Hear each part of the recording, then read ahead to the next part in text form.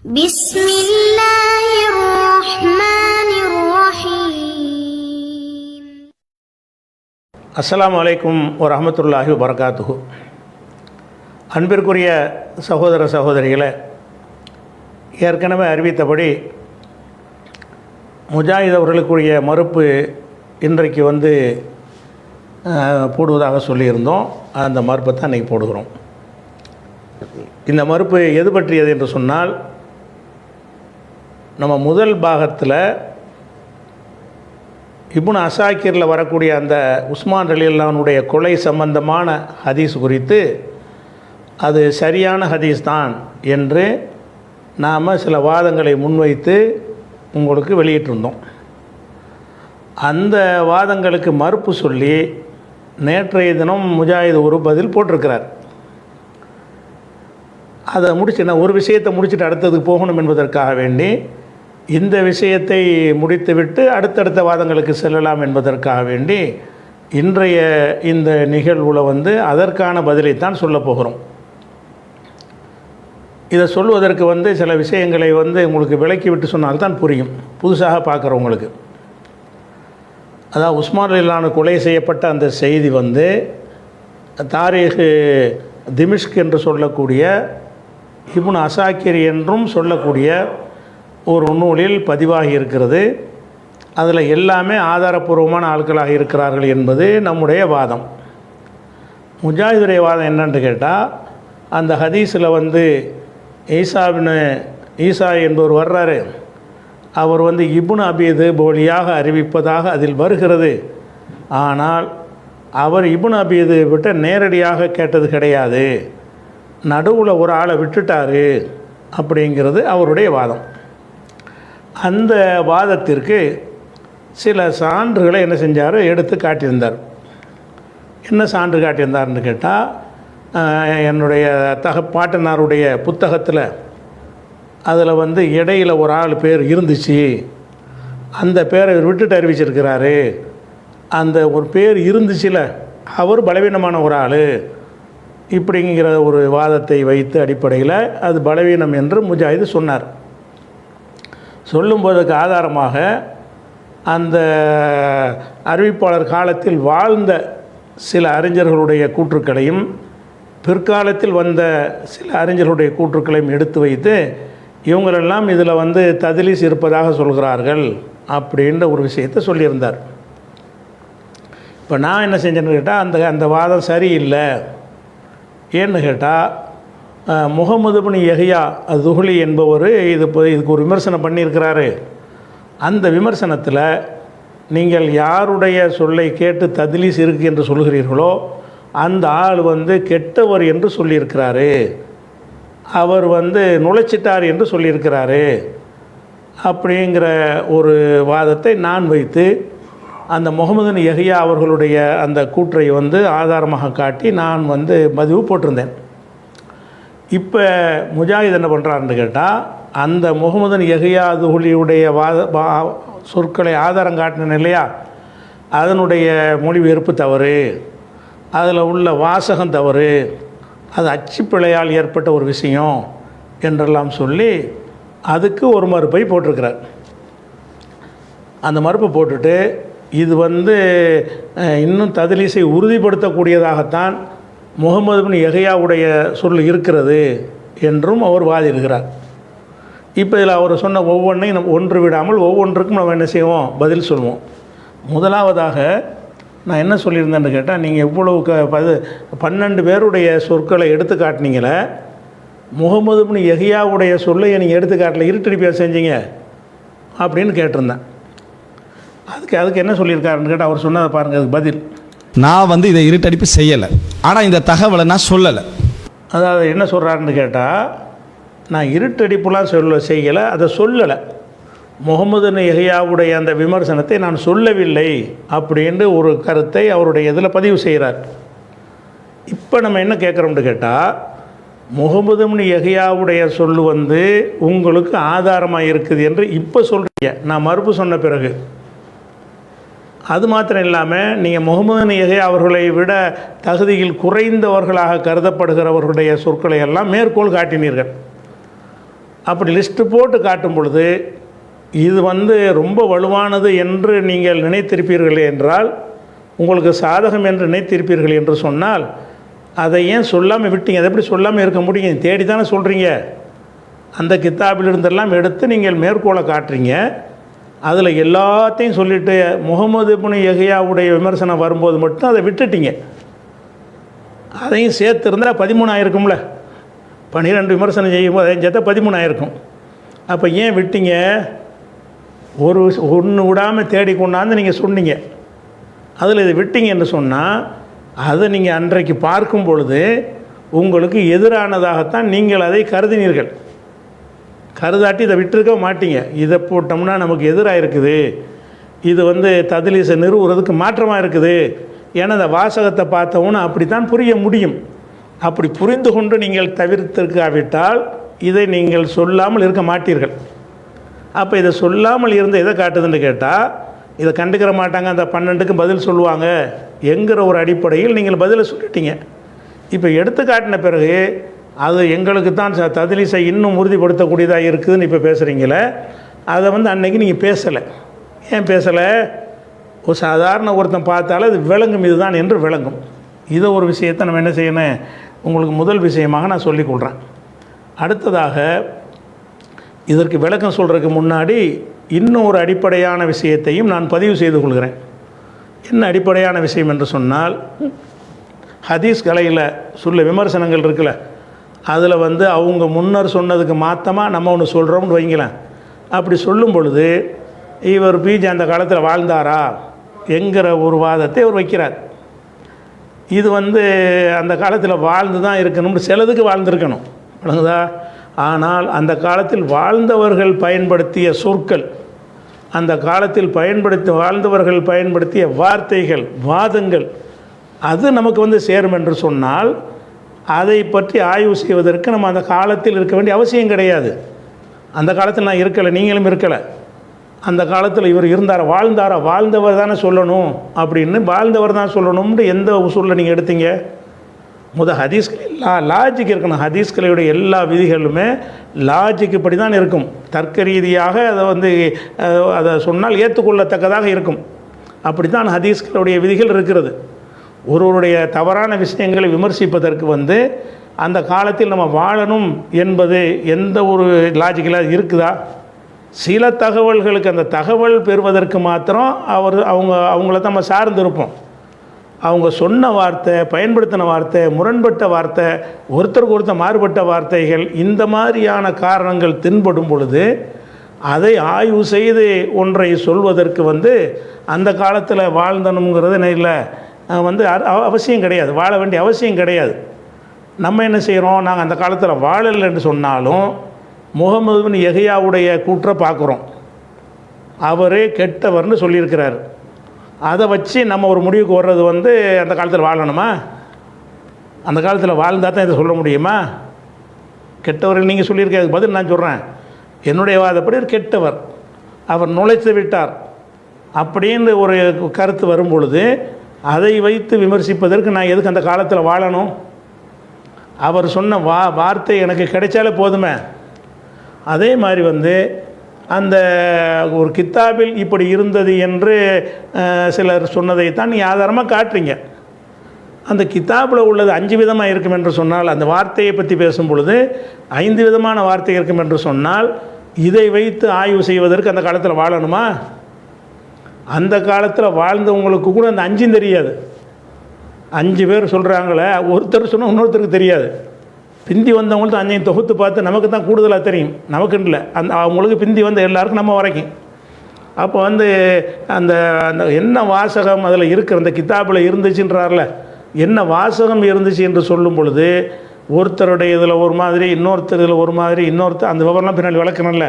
இப்படி 5 விதமாக அந்த வார்த்தைகள் வரும் பொழுது, அந்த தகவல் நமக்கு கிடைக்கும் பொழுது அதை வைத்து நம்ம சிந்தித்து ஆய்வு செய்வதற்கு அந்த காலத்தில் வாழணுமா? அது கிடையாது. அதே மாதிரி வந்து மகள் வீட்டு பேரன் மகன் வீட்டு பேரன் முரண்பட்டு பேசும் பொழுது, ஆக இதில் ஒரு குழப்பம் இருக்குது என்று சிந்திப்பதற்கு வந்து அந்த காலத்தில் வாழ வேண்டிய அவசியம் கிடையாது. இன்னும் சொல்ல போனால் அந்த காலத்தில் வாழ்ந்த எத்தனையோ அறிஞர்கள் வந்து சொன்ன விமர்சனங்களை பிந்தி வந்தவர்கள் ஆய்வு செய்து, அந்த காலத்தில் வாழாதவர்கள் ஆய்வு செஞ்சு இது வந்து சரியில்லை, அந்த அறிஞர் முடிவு செஞ்சு சரியில்லைன்னு சொல்கிறாங்க. எதை வச்சு சொல்கிறாங்க? அந்த காலத்தில் அவங்க வாழாவிட்டாலும் வாழ்ந்தவர்கள் பதிவு செய்து விட்ட விஷயங்கள் நமக்கு கையில் இருக்கிறது, பாதுகாக்கப்பட்டு இருக்கிறது. அதை வைத்து நம்ம என்ன செய்யலாம்னு கேட்டால் அதுக்கு ஒரு முடிவு எடுக்கலாம், ஆய்வு செய்யலாம் என்ற அடிப்படையில் தான் ஒவ்வொரு காலகட்டத்திலையும் ஒவ்வொரு நூற்றாண்டுகளிலும் என்ன செய்கிறாங்கன்னு கேட்டால் முந்தி சொன்னவைகளில் உள்ள தவறுகளை கண்டுபிடித்து பிந்தி சொன்னவர்கள் என்ன செய்கிறாங்கன்னா அவங்க சஹின்னு சொன்னதை லைஃப் ஆக்குறாங்க, அவங்க லைஃப்னு சொன்னதை சஹி ஆக்கினார்கள் என்பதெல்லாம் வந்து எல்கேஜியான ஒரு விஷயம். இது கூட தெரியாதவராக நீங்கள் இருக்கிறீங்க, இந்த பேசிக்கு தெரியல. அந்த காலத்தில் வாழ்ந்தாரான்னு ஒரு கேள்வி வைக்கிறீங்க.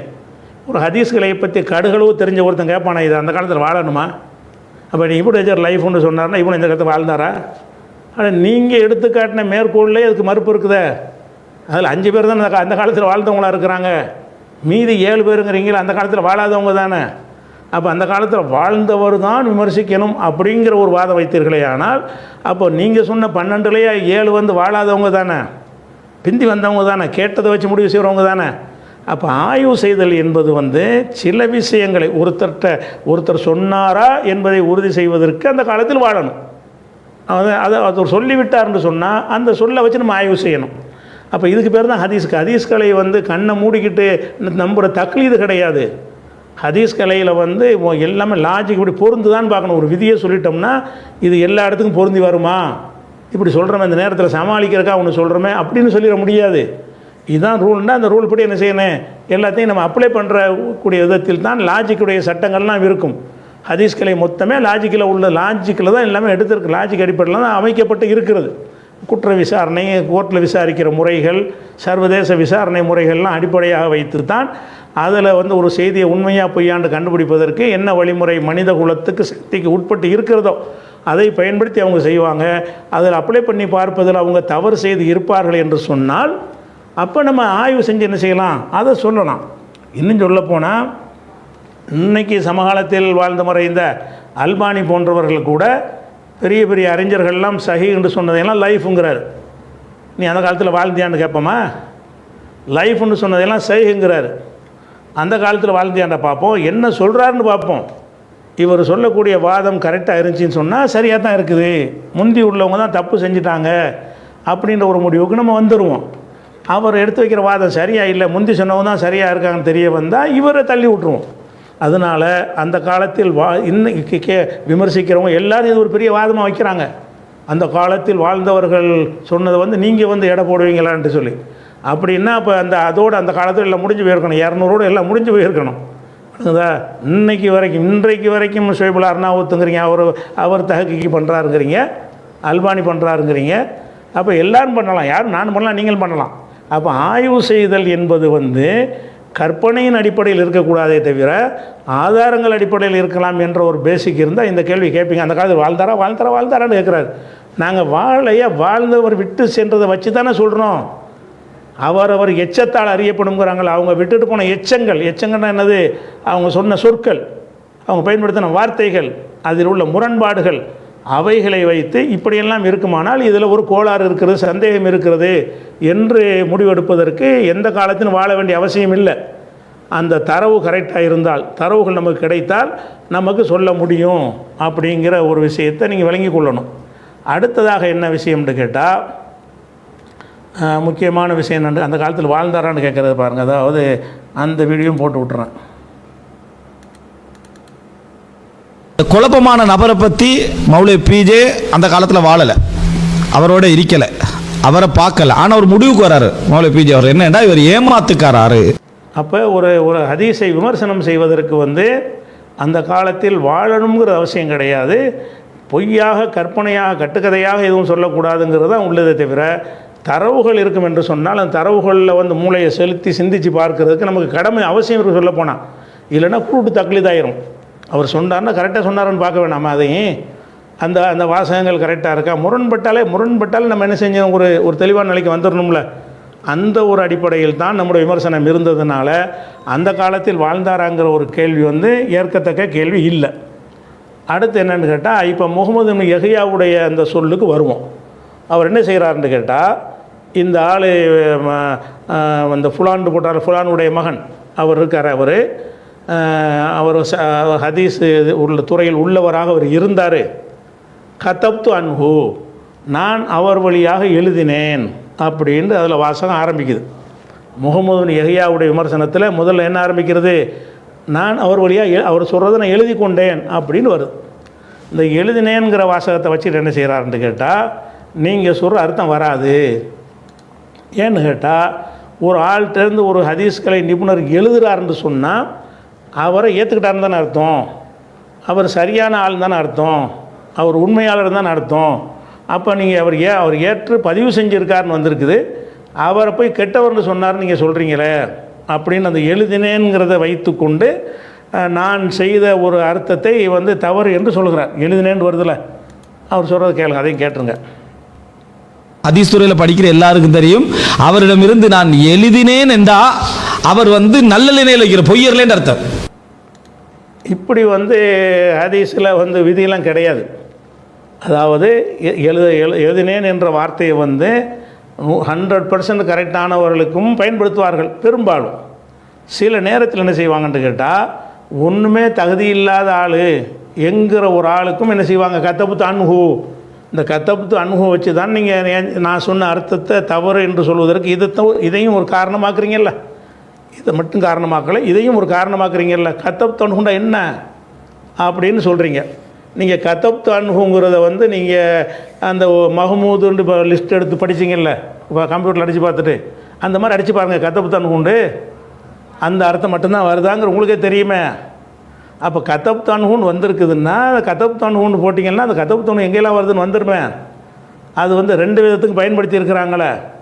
ஒரு ஆளிடம் செய்தியை பதிவு செய்யும் பொழுது ஏற்கத்தக்கவராக இருந்தாலும் பதிவு செய்வாங்க, அவங்களுடைய நோட்டில் பதிவு செய்து கொள்வார்கள். வெளியிடும்போது மக்களுக்கு மாணவர்களுக்கு சொல்லும்போது அதை கழிச்சிருவாங்க, பாதுகாத்து கொள்வார்கள். எந்த தகவல் வந்தாலும் நோட்ஸ் எடுப்பாங்கள்ல, எழுதுகிற நோட்ஸ் எழுதுறதானே, அந்த நோட்ஸுகள் சரியானதையும் எழுதுவார்கள். சில நேரத்தில் எழுத மாட்டேங்கிற கொள்கையிலும் சிலர் இருப்பார்கள், எழுதவும் செய்வார்கள். இப்போ உதாரணத்துக்கு சொல்வதாக இருந்தால், சுவாலாத்து இப்னுல் யஹ்யா இப்னு முயின் அவர்கள் இருக்கிறாங்க. அவங்க என்ன செய்கிறாங்கன்னு கேட்டால், வஹப் இப்னு இஸ்மாயிலுல் கூஃபி லைஸ பிஷையின், வஹப் இப்னு இஸ்மாயில் என்பவர் லைஸ பிஷையின் கணக்கில் எடுத்துக்கொள்கிற ஆள் கிடையாது சொல்லிவிட்டு, அது கதப்து அன்ஹு, அவர் வழியாக நான் பதிவு செய்திருக்கிறேன். அவரை பற்றி என்ன ஜட்ஜ்மெண்ட் பண்ணுறாருன்னா, லைஸ பிஷையின், இவர் கணக்கே கிடையாதுன்ட்டார்.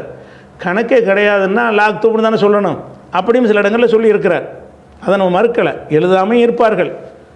எழுதுனதை வைத்தே எல்லாம் சரின்னு முடிவுறதால என்ன கேட்டால் சிலது என்ன செய்வாங்க, எழுதுவாங்க, அவர் சரியில்லைன்னு விளங்கி கொண்டே எழுதுவார்கள். அப்போ என்ன செய்வாங்க, அந்த எழுத்தை பப்ளிஷ் பண்ண மாட்டாங்க, பரப்ப மாட்டாங்க. பரப்புவருக்கு செய்தியில் வச்சுக்கணும், ரெஃபரன்ஸுக்கு வச்சுக்கிறோம் என்று எழுதுவார்கள். அப்போ எழுதி கொள்வது என்ற உடனே என்ன செஞ்சிடக்கூடாது, அவர் ரெஃபரன்ஸுக்கு எழுதினாரா பரப்புறதுக்கு எழுதினாராங்கிற வேறுபாட்டை சிந்திக்கணும். பரப்புறதுக்கு எழுத மாட்டார்கள். தவறான ஆளிடமிருந்து பரப்புவதற்காக, மாணவர்களுக்கு பாடம் நடத்துவதற்காக, நூலாக வெளியிடுவதற்காகவெல்லாம் எழுத மாட்டார்கள். அதே நேரத்தில் கிடைக்கிற தகவலாம் ரெஃபரன்ஸ் பண்ணி வச்சுக்கிடுவோம் என்பதற்காக எழுதுறதற்கான அது இருக்கத்தான் செய்கிறது. அப்போ வஹப் இப்னு இஸ்மாயில் கூஃபியை பற்றி லைஸ பிஷையின் என்று சொல்லிவிட்டு, அது கதப்து அன்ஹு, நான் அவரிடமிருந்து எழுதி இருக்கிறேன் என்று என்ன செய்கிறாரு, யஹ்யா இப்னு முயின் சொன்னதை பார்க்குறோம். அதே மாதிரி இப்னு மதீனி என்ன சொல்கிறாருன்னு கேட்டால், யக்கூலு யூனுஸ் இப்னு புகைர் சொல்கிறார், அது கதப்து அன்ஹு, அவர் வழியாக நான் எழுதியிருக்கிறேன். அதாவது அலி சொல்கிறாரு, அலி இப்னு மதீனி சொல்கிறாரு, யூனுஸ் இப்னு புகைர் இருக்கார் இல்லையா, அவர் வழியாக அது கதப்து அன்ஹு, அவர் வழியாக நான் பதிவு செஞ்சுருக்கிறேன். வலஸ்து ஹத்திஸ் அன்ஹு, ஆனால் அவர்களை அறிவிக்க மாட்டேன். எழுதினேன் என்றோன்னு என்ன செஞ்சிடக்கூடாது, அவர் சர்டிஃபிகேட் எடுத்துடக்கூடாது. எழுதினேங்கிறது எடுத்தீங்கன்னா அது மாதிரி நான் 1000 எடுத்து காட்டுவேன். அவ்வளோ நான் லிஸ்ட்டுக்கு தகவலுக்கு ஒரு 3 எடுத்து போட்டிருக்கிறேன். நீங்கள் கத்தப்புத்தன் போட்டால் அது பாட்டு வண்டியாக வருகிறது. அப்போ எழுதுறது என்பது அறிஞர்கள் எழுதுறது என்பது தவறான ஆட்கள் சொல்வதை எழுதுவார்கள். எழுதி அவங்களுடைய தகவலுக்கு ஒரு ரெஃபரன்ஸு, அதாவது ஒரு குறிப்புக்காக என்ன செய்வாங்க, ஒரு சான்றுக்காக வைத்துக் கொள்வார்கள். மக்கள்கிட்ட சொல்லும் பொழுது இந்த நபர்கிட்ட இந்த கெட்ட நம்ம இப்போ சொல்லக்கூடாது, அவர் சரியில்லைன்ற நம்ம நிலைப்பாட்டில் இருக்கிறோம், இவருடைய செய்தியை பரப்பக்கூடாது அப்படிங்கிற மாதிரி என்ன செய்வாங்கன்னா ஒரு முடிவு எடுப்பாங்க. அப்போ என்னன்னு கேட்டால் இதில் இந்த அலிங்கிற ஒரு அலி இப்னு மதீனி சொல்கிறாரு, யக்கூலு யூனுஸ் இப்னு புக்கைர், யூனுஸ் இப்னு புக்கைர் சொல்கிறார், யூனுஸ் இப்னு புக்கைர் இருக்கார், அவர் அது கதப் தன்ஹு, அவர் வழியாக நான் எழுதியிருக்கிறேன், ஒலஸ்து ஹத்தீஸ் அன்ஹு, அவர் வழியாக நான் அறிவிக்க மாட்டேன். அப்போ யூனுஸ் இப்னு புக்கைருடைய செய்தியை அலி எழுதி கொள்வார், ஆனால் அறிவிக்க மாட்டார். அப்போ எழுதி கொள்வது இதுக்கு ஆதாரம் கிடையாது, ஐயா அந்த செய்தி கரெக்டு என்பதற்கு ஆதாரம் கிடையாது. ஆதாரமாக்க ரெண்டு விதத்திற்கு பயன்படுத்துகிறத ஒன்றுக்கு ஆதாரம் ஆக்க முடியாது. இப்படியும் சொல்லுவாங்க அப்படியும் சொல்லுவாங்கன்னு கேட்டால் அதை ஒரு கருத்தை நிலைநாட்டுவதற்கு நீங்கள் ஆதாரமாக சொல்ல முடியாது. கத்தப்தன் கொண்டு வந்தால் எழுதினார் மட்டும்தான் அதில் கிடைக்குமே தவிர ஏற்றுக்கொண்டு எழுதினார்னு வராது. ஏற்றுக்கொள்வதற்கும் எழுதுவார்கள், ஒரு ஆவணமாக ஆக்கி வைத்துக் கொள்வதற்காகவும் எழுதுவார்கள். ஆவணத்துக்கு எழுதினாரா, மக்கள்கிட்ட பரப்புறதுக்காக, நூலாக வெளியிடுவதற்காக, மாணவர்களுக்கு பாடம் நடத்துவதற்காக அதுக்கு எழுதினாரா என்பதை வைத்து தான் அது முடிவெடுக்கப்படும். அதனால் எழுதுவதை வைத்து கத்தப் தன்ஹுன்ட்டார், முகமது எகியார் கத்தப் தன்ஹுன் போட்டார். என்ன அர்த்தம்? அதிலிருந்து என்ன விளங்குகிறது? ஏற்றுக்கொண்டார், அப்படி விளங்குமா? அப்படி அப்போ கத்தப் தன்ஹுன் நான் ஒரு லிஸ்ட்டு ஒரு அம்புட்டுக்கு நீங்கள் ஏற்றுக்கொண்டதுன்னு ஆதாரங்க நிரூபிக்க இயலுமா உங்களுக்கு? இயலாது. அதே மாதிரி அதாவது சால் துபி இந்த அபு ஹாத்தம் என்னுடைய தந்தை இடத்துல கேட்டேன், உமர் இப்னு சயீத் அபி ஹஃப்ஸ் திமிஷ்கியை சேர்ந்த உமர் இப்னு சயீத் என்பவரை பற்றி நான் கேட்டேன். பொக்கால் அவர் சொன்னார், கதப் தன்ஹு, நான் அவர் வழியாக பதிவு செஞ்சுருக்கிறேன், தரக்து ஹதீஸஹு, அவரோட ஹதீஸை விட்டுட்டேன், பதிவு செஞ்சுருக்கேன், விட்டுட்டேன்னு அர்த்தம் என்னுடைய ஆவணத்தில் இருக்கும், அது தர்ஸில் வராது, மக்களுக்கு சொல்வதில் வராது. அப்படி ஒரு 3 உதாரணம் எடுத்து காட்டியிருக்கிறேன். 3 10 நிறைய வேணும், ஒரு 100 வேணும்னு கேட்டால் 100 கூட எடுத்து காட்டுவேன். அப்போ கதப்து அன்ஹுங்கிற அந்த வார்த்தையை வைத்து நீங்கள் என்ன செய்கிறீங்க, முகமதுன யஹ்யா சொன்னதுக்கு அர்த்தம் என்ன? இன்னும் சொல்ல போனால் இவரே என்ன செஞ்சார்னு கேட்டால், முஸ்லீம் இமாம் அவர்கள் அவருடைய அந்த சம்பவத்தை சாலிஹி போய் சொல்லும் பொழுது அவர் பதிவு செஞ்சு கொண்டார்னு வாசகத்தை சொல்லுவார். அந்த முந்தின மறுப்பில் முகமது புனிய இந்த தத்லீஸ் பண்ணுற ரிப்போர்ட் கொடுக்குறாருல, அவர் சொன்ன அந்த சம்பவத்தை நான் 2 விஷயத்தை முஸ்லீம் மெம்பர்கிட்ட சொன்னேன், அவங்க எழுதி கொண்டார்கள் அப்படின்னு சொல்லுவார். அதை சொல்லும்போதே முஜாஹித் சேர்த்து சொல்லுவார், எழுதி கொண்டா ஏற்றுக்கிட்டாங்கன்னு அர்த்தம் இல்லை, ஒரு ரெஃபரன்ஸ் எழுதி கொண்டார்கள்னு அப்போ சொல்லுவார். அப்போ எழுதி கொள்வதற்கு அதை வச்சுக்கிட்டு அவர் ஏற்றுக்கொண்டார்னு இல்லைன்னு தெரிஞ்சுக்கிட்ட நீங்கள் அறிந்து வைத்து கொண்டு என்ன செய்கிறீங்கன்னு கேட்டால், இப்போ இதை எடுத்து காட்டினோன்னா மனமுரண்டா இது மறுக்க என்ன செய்கிறது, என்னென்ன வார்த்தையை வச்செல்லாம் மறுக்கலாம் என்பதற்கு பல வகையாக திங்க் பண்ணுறீங்க, மறுப்பதற்கு திங்க் பண்ணுறீங்களே தவிர கதப் தன்ஹு வைத்து இதை முடிவெடுக்கிறது ஒரு ஹதீஸ்களில் உள்ளதா? கதப் தன்ஹுன் வந்தாலே அது அப்படியே ஏற்கத்தக்கதுன்னு அர்த்தம் வந்துருமா? வராது. ஏற்கத்தக்கதும் இருக்கும், ஏற்கத்தகாதும் இருக்கும். அது எதை வச்சு முடிவு பண்ணுவோம்? அதை பற்றி என்ன கமாண்டு கொடுத்துருக்காருங்கிறத வச்சு முடிவு பண்ணுவோம். அல்லது என்ன மாதிரி வெளியிட்டிருக்கிறாரு, எழுதி கொண்டார் வெளியிடலைன்னா ஏற்கலைன்னு அர்த்தம், எழுதி கொண்டு வெளியிட்டார்னு சொன்னால் ஏற்றுக்கொண்டார்னு அர்த்தம். அப்போ நீங்கள் என்ன செய்கிறீங்கன்னா, முகமது இப்னு யஹ்யாவுடைய நான் விமர்சனத்தை சொல்வதற்கு உள்ள முதல் வாசகம் கதப்து அன்ஹுங்கிறத வைத்து கொண்டு இப்படி இருக்கும்போது அப்படி கெட்டவர் பாராங்கிறீங்க. கெட்டவராக இருப்பார்னு சொல்லி தானே யஹ்யா இப்னு மயின் சொல்கிறார், லைசபி செய்யுங்கிறார. ஒரு ஆள் எந்த கணக்குலையும் வரமாட்டார், அவர்கிட்ட நான் எழுதியிருக்கேங்கிறார. அப்போ இந்த கெட்டவராக இருந்தார்னு நான் சொன்ன அர்த்தம் இருக்குல்ல, அந்த கெட்டவராக இருந்தாருங்கிற அந்த அர்த்தத்தை மறுக்கிறதுக்கு சப்போர்ட்டாக எதை கொண்டாந்து வைக்கிறாருன்னா, கதப் தன்ஹுன்னு விட்டது, கதப் தன்ஹு வச்சு நீங்கள் நிறுவ முடியாது, கதப் தன்ஹு ஏற்கத்தக்கது ஏற்கத்தகாது எல்லாத்துக்குமே வரும் அப்படிங்கிறது தான் ஏதாவது அந்த வாசகத்தினுடைய பொருள். சாதாரண லாஜிக் பெரிய பெரிய தத்துவம்னா படிக்கல, சாதாரண கிராமரில் எடுத்து அவர்கிட்ட எழுதினு நடத்தும், ஏற்றுக்கிட்டு நடத்துமா? ஒரு சொன்னதை எழுதி கொண்டேன் என்றால் ஏற்றுக்கொண்டேன் உலகத்தில் எங்கேயாவது வருமா? வராது. கோர்ட்டில் சாட்சிகள்லாம் பல விஷயங்களை சொல்லுவாங்க, நீதிபதி எழுதி கொள்வார், ஏற்றுக்கொண்டா நடத்துமா? எழுதி கொண்டு ஆய்வு செஞ்சு எதை ஏற்கலாம் எதை ஏற்கக்கூடாதுன்னு தள்ளுபடி பண்ணிட்டு சொல்லுவார். கதப் தன்ஹு இதில் எல்லாமே லாஜிக்கில் அந்த மூளையை செலுத்தி சிந்தித்து முடிவெடுங்க. நீங்களாக ஒரு முடிவு, நீங்களாக புது ஹதீஸ் உசூலை மனசில் வைத்துக்கொண்டு என்ன செய்கிறது? கதப் தன்ஹுன்னா என்ன அர்த்தம்? நீங்கள் தான் முஸ்லீம் விஷயத்துக்கு சொன்னீங்க, அவர் பதிவு செஞ்சார் ஏற்றுக்கொண்டார்னு இல்லைன்னீங்க. இருந்தாலும் பதிவு செஞ்சார்ல அப்படின்றீங்க. அப்போ நீங்கள் இப்படி சொல்லாட்டா கூட அப்படி தானே இருக்குது. கத்தப்து என்பதற்கு ஏற்றுக்கொண்டு தான் அந்த அந்த ஒருத்தருக்கு இந்த வார்த்தையை பயன்படுத்தணும் என்று இல்லையே. ஒருவரை நம்ம யார் அங்கீகரிக்கிறோமோ, நம்பகமானவர் என்று சொல்கிறோமோ, அவரிடம் மட்டும்தான் எழுதணும் அப்படின்ற எந்த ஒரு விதியும் ஹதீஸில் கிடையாது. 2 விதமாகவும் எழுதுவார்கள். ஆனால் எதுக்கு விதி இருக்குது? அது பப்ளிஷ் பண்ணுவதற்கு இருக்கிறது, எழுதுவதற்கு விதி இல்லை.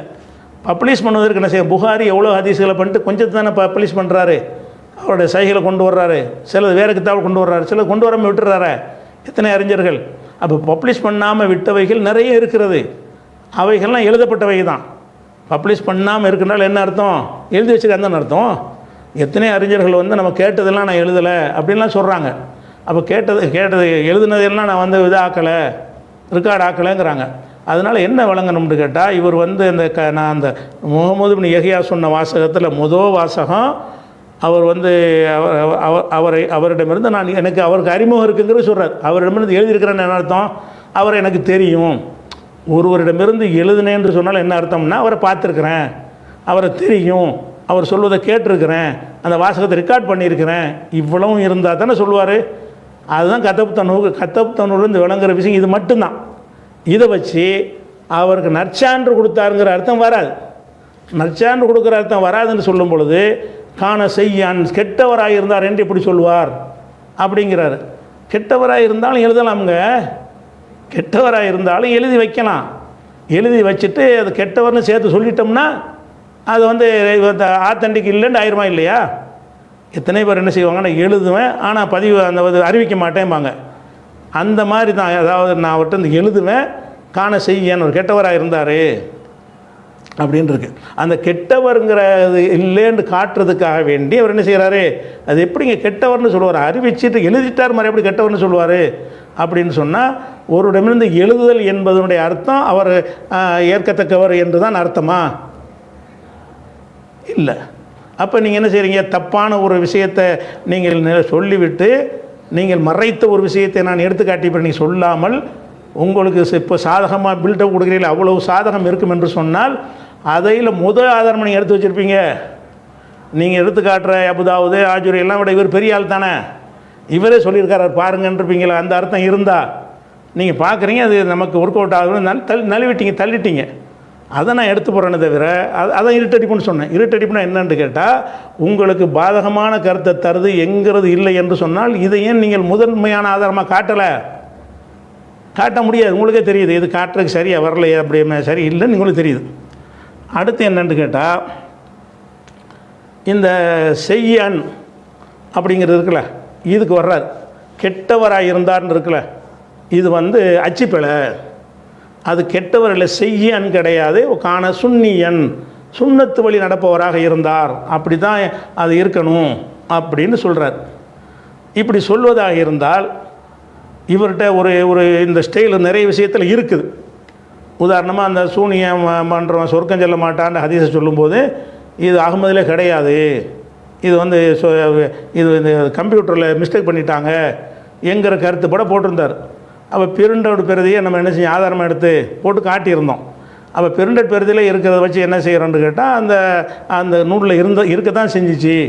அப்போ கம்ப்யூட்டரில் வந்து தான் எழுதுறவங்க தான் விட்டுருக்காண்ட அர்த்தமே தவிர, கம்ப்யூட்டரில் வந்து தப்பாக எழுதலை, புக்கில் உள்ளே தான் எழுதியிருக்கிறாங்க அப்படிங்கிறத நம்ம ஏற்கனவே சொல்லியிருந்தோம். அந்த மாதிரி நிறைய சொல்லுவார். இவர்கிட்ட வேலை என்னென்னு கேட்டால், இந்த எழுத்து பிழை அப்படின்னு ஒரு வார்த்தை போட்டுருவார். இதெல்லாம் பிழை அப்படின்ட்டுருவார். எழுத்து பிழைன்னு சொன்னால் மனிதர்களுக்கு எழுத்து பிழை ஏற்படலாம். எழுத்து பிழை என்பதை வந்து எதை கொண்டு நிறுவனம், எதை சொன்னாலும் எழுத்து பிழை என்றலாமே. கால ஹிஷாம்னு வந்துச்சுல, ஒரு கால உள்ள சண்டை நடக்கிறோம்ல, அந்த காலங்கிறது கிடையாது, எழுத்து பிழையில் ஹத்தசனா தான் இருந்துச்சுன்னு சொன்னால் அப்போ என்ன செய்யணும், அந்த அதிசய அர்த்தம் மாறி போயிடும், அதை தரமே வேறு மாதிரி போயிடும். அப்போ எழுத்து பிழைன்னு நீங்கள் சொல்வதாக இருந்தால் எதை வச்சு எழுத்து பிழைன்னு சொல்லணும் என்றால், அந்த எதை எழுத்து பிழைன்னு சொல்கிறீங்களோ அந்த மூலப்பிரதி எடுத்து, அந்த மூலப்பிரதி அதாவது கைனால் எழுதி பாதுகாத்து வச்சுருப்பாங்கல்ல, அப்படி ஒரு பிரதியை எடுத்து காட்டி, இங்கே பாருங்கள் இதில் வந்து என்ன இருக்குது, சுன்னியன் இருக்கிறது, இவர் பாருங்கள் இந்த கித்தாப் டைப் பண்ணவர் நினைஞ்சிட்டாரு, அதை வந்து செய்யன்னு போட்டார். சுன்னியன்னா சுன்னத்து வழி நடப்பவராக இருந்தார்ன்ற வார்த்தை, செய்யன் என்றால் கெட்டவராக இருந்தார்னு வார்த்தை. இந்த கெட்டவராக இருந்தாங்கிற அர்த்தம் செய்யக்கூடாதுங்கிறதுக்கு என்ன வர்றீங்க? ரெண்டு காரணம் சொல்கிறீங்க. ஒன்று வந்து அவரிடமிருந்து எழுதிவிட்டேன் என்பது ஆதாரமாக காட்டுறீங்க, அது ஆதாரம் ஆகாது. அடுத்து என்ன செய்யணும்? அச்சுப்பிழை, எழுத்துப்பிழை அப்படிங்கிறீங்க. எழுத்துப்பிழைன்னு சொல்வதாக இருந்தால் அப்போ எழுத்துப்பிழை என்று சொல்வதற்கு உரிய முறை என்ன? ஒவ்வொருவனும் நினச்சதெல்லாம் எழுத்துப்பிழைன்னு சொல்லிடலாமா? எழுத்துப்பிழை ஏற்படும். ஏன்னு கேட்டால் பலரையும் டைப் பண்ண சொல்லுவாங்க, முன்ன பின்ன நெஞ்சிருவாங்க, பல மாதிரி விட்டுருவாங்க. சில எழுத்துப்பிழைகள் பார்த்தவொடனே இது எழுத்துப்பிழைன்னு தெரிஞ்சிடும். அந்த வாசக அமைப்பு அரபி மொழிக்கு ஏற்றதாக இருக்காது, பார்த்தாலே இது இப்படி ஒரு வாசகமே வராது அப்படின்னு விளங்கி சில எழுத்துப்பிழைகளை நம்மளே திருத்திக்கிடலாம். சில எழுத்துப்பிழைகளை வந்து நம்ம அந்த மூலத்தில் என்ன இருக்குன்னு பார்த்து விட்டு தான் என்ன செய்யணும்? எழுத்துப்பிழையை வந்து சொல்லணும். அப்போ எழுத்துப்பிழைன்னு சொல்கிறதா இருந்தால் இப்போ வந்து நம்ம பல பிரதிகள் போட்டிருக்காங்கல்ல எழுத்துப்பிழைக்கு உள்ளது, தஹதீபுல் கமாலில் தான் நீங்கள் சொல்கிறீங்க. தஹதீபுல் கமாலில் மட்டும்தான் அப்படி வந்திருக்குன்னு சொல்கிறீங்கல்ல. அந்த தஹதீபுல் கமாலில் வந்து சில பிரதிகள் இது ஒரு ஷாமிலாவில் உள்ள ஒரு புக்கு தான் இது. அப்போ இந்த பல ஷாமிலாக்களில் வந்து பல இடங்களில் வந்து இது இடம்பெற்றிருக்கிறது. இது மக்தபத்து ஷாமிலாவில் போடும்போது என்ன செய்கிறாங்கன்னு கேட்டால் கான செய்யன் அப்படிங்கிற வார்த்தை தான் இருக்குது. செய்யன் என்பதற்கும் சுன்னியன் என்பதற்கும் வித்தியாசம் என்னது? ஏக்கு 2 புள்ளி கீழே இருக்கும், நூனுக்கு மேலே புள்ளி. சுன்னியன்னா மேலே வந்து நூனுக்கு மேலே புள்ளி வந்துடும். அது மாதிரி வந்து செய்யனில் ஒரு ஹம்சா போட்டு எழுதுவாங்க. அந்த சுன்னியன்னா அந்த ஏக்கு மேலே ஹம்சா போட மாட்டாங்க. அப்போ ரெண்டு எழுத்துக்கு மத்தியில் 2 வித்தியாசங்கள் இருக்குது. அப்படி இருக்கும் பொழுது இந்த வார்த்தை வந்து அதுவாக தான் இருக்கும் என்று நீங்கள் சொல்வதாக இருந்தால் இந்த கித்தாபுக்காரர் எப்படி எழுதினாருங்கிறத கொண்டாந்து நீங்கள் காட்டணும். அந்த கித்தாபுக்காரர் எழுதுனதை நீங்கள் காட்டாமல் இது எழுத்து பிழைன்னு சொல்வீர்களே, ஆனால் நீங்களாக இப்போ வந்து அதை தவிர்ப்பதற்காக சொல்கிற ஒரு கண்டுபிடிப்பை தவிர எழுத்து பிழை கிடையாது. அதே மாதிரி வந்து இதில் பாருங்கள், இது வேறு ஒரு நுசுகா. இதில் என்ன வருதுன்னு கேட்டால் கதப்தனு கான செய்யன், இதுவும் தஹதீபுல் கமால் தான், வேறு ஒரு ஷாமிலாவில் உள்ளது, அது ஒன்று. அதே மாதிரி வந்து ஜாமியுல் கலீம் இருக்குல்ல, ஜாமியுல் கலீமுங்கிறது இது மாதிரியான ஒரு ஹதீஸு தொகுப்பு தான், ஹதீஸுகளை பதிவு செஞ்சவங்க. இது வந்து பெரிய பொருட்செலவில் நிறைய அறிஞர்களை வச்சு ஒவ்வொன்றையும் சரி பார்த்து இதுலேயும் தவறு இருக்கும், எதுலையுமே இருக்கும். அப்படி செய்யப்பட்ட ஒரு நூலில் வந்து இதை போடும் பொழுது என்ன செய்கிறாங்க? கான செய்யன், அதுலேயும் அப்படி தான் இருக்குது. அப்படின்னா என்ன செய்கிறேன்னா அந்த மூலப்பெறுதியில் அப்படி இருக்க போய் தான் நம்ம எழுதுகிறாங்க.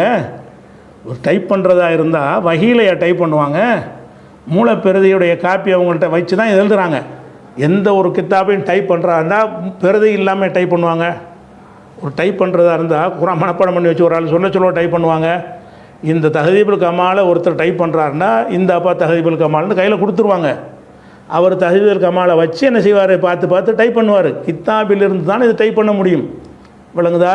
அதே மாதிரி வந்து இந்த ஜாமியுல் கலீமுல்ல உள்ளவங்க அவங்க வேறு இடத்துல அவங்களுக்கு ஒரு பெறுதியை கொடுத்து டைப் பண்ண சொல்கிறாங்க.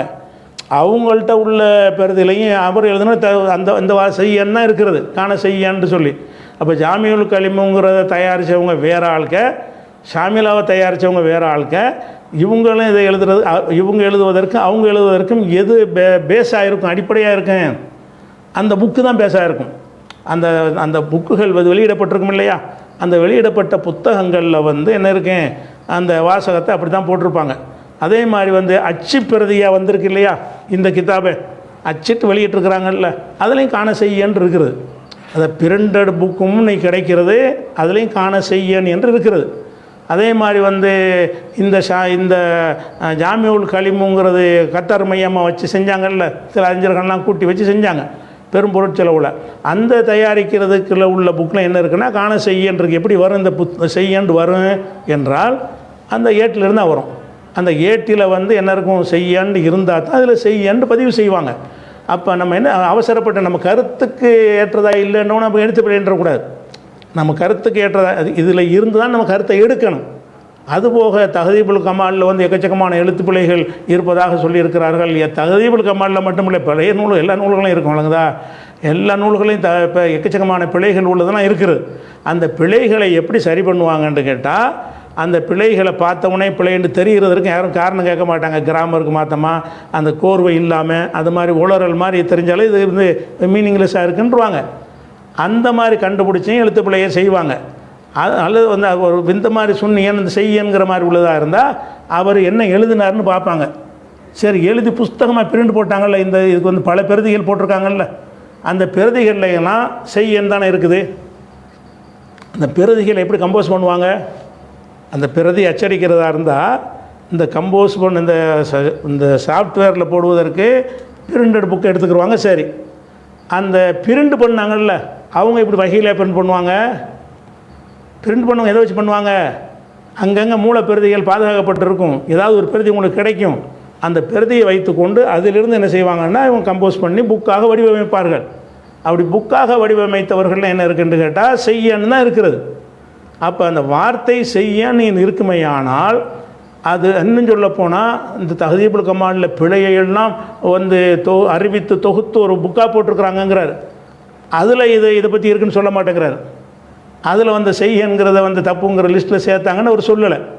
அப்போ என்ன நம்ம பார்க்கணும்னா ஒரு விஷயத்தை பிழை திருத்தல் என்று பிழை திருத்தம் இருக்கும். யாருடைய வார்த்தைகளையும் பிழை திருத்தம் இருக்கும். கம்போஸ் மனுஷன் எழுதுறது தானே, டைப் பண்ணுறது தானே. எழுதினாலும் சரி, டைப் பண்ணாலும் சரி, பேசினாலும் சரி பிழைகள் வரும்.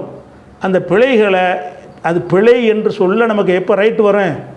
இப்படி எது பார்த்தாலும் பதில் இல்லைன்னு பிழைன்றுவார். அது அச்சு பிழைன்றுவார். இது அச்சு பிழை வந்துருச்சு. அச்சு பிழைன்னு வச்சு அச்சு பிழைன்னா எதை வச்சு அச்சு பிழைன்னு சொல்வதாக இருந்தால் அந்த ஒரிஜினல் பிரதியை கொண்டாந்து காட்டுங்க.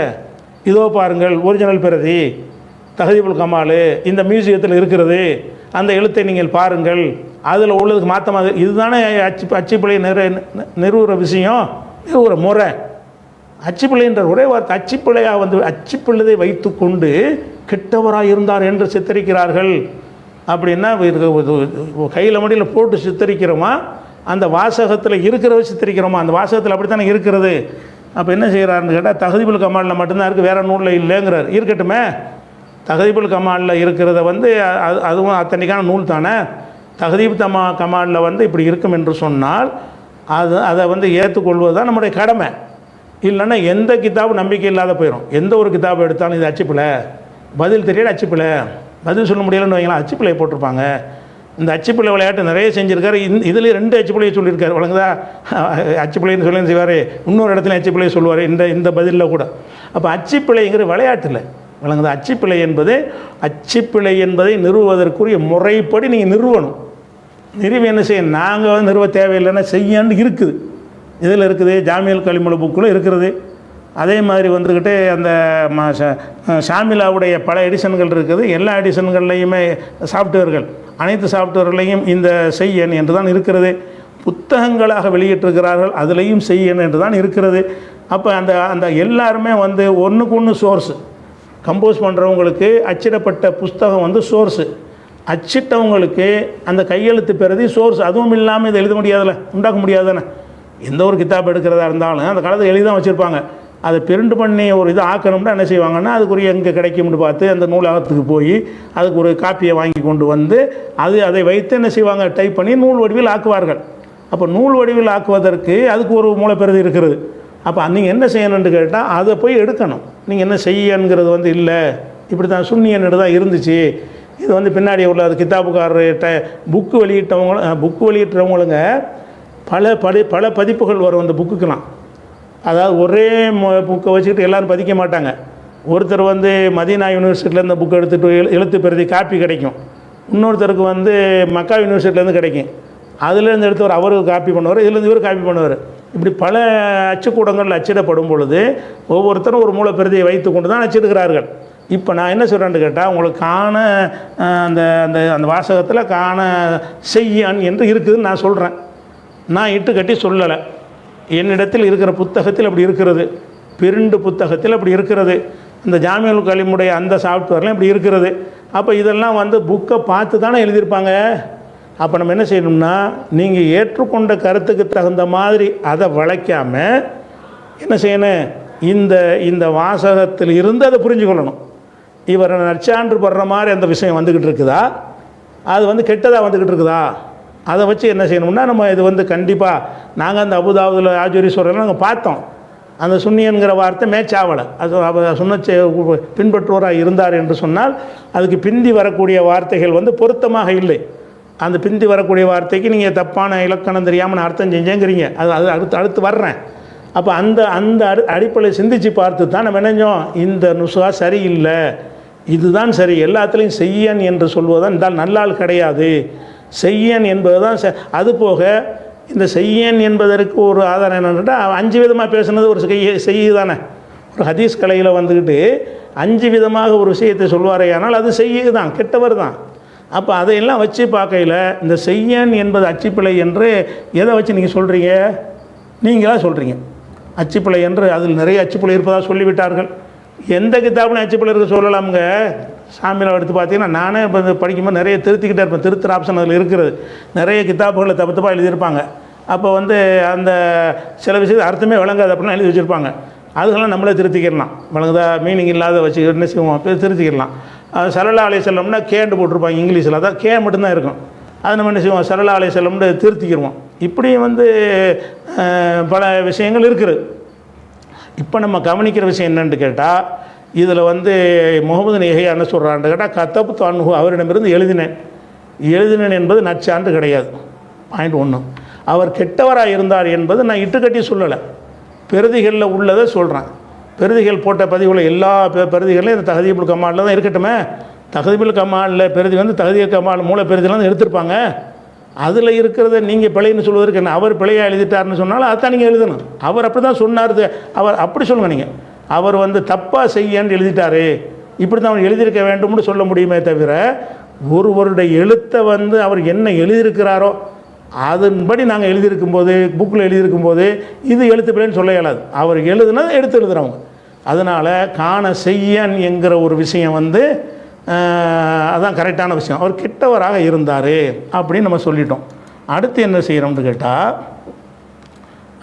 முக்கியமாக ஒரு விஷயம் அதில் என்ன வருதுன்னு கேட்டால், இந்த வாசகத்துக்கு அர்த்தம் செய்கிறதுலாம் பிரச்சனை என்னன்னு கேட்டால், அதாவது நான் கெட்டவராக இருந்தார்னு சொல்லிவிட்டு அவர் ஒரு வாசகத்தை சொல்கிறாரு பாருங்கள்.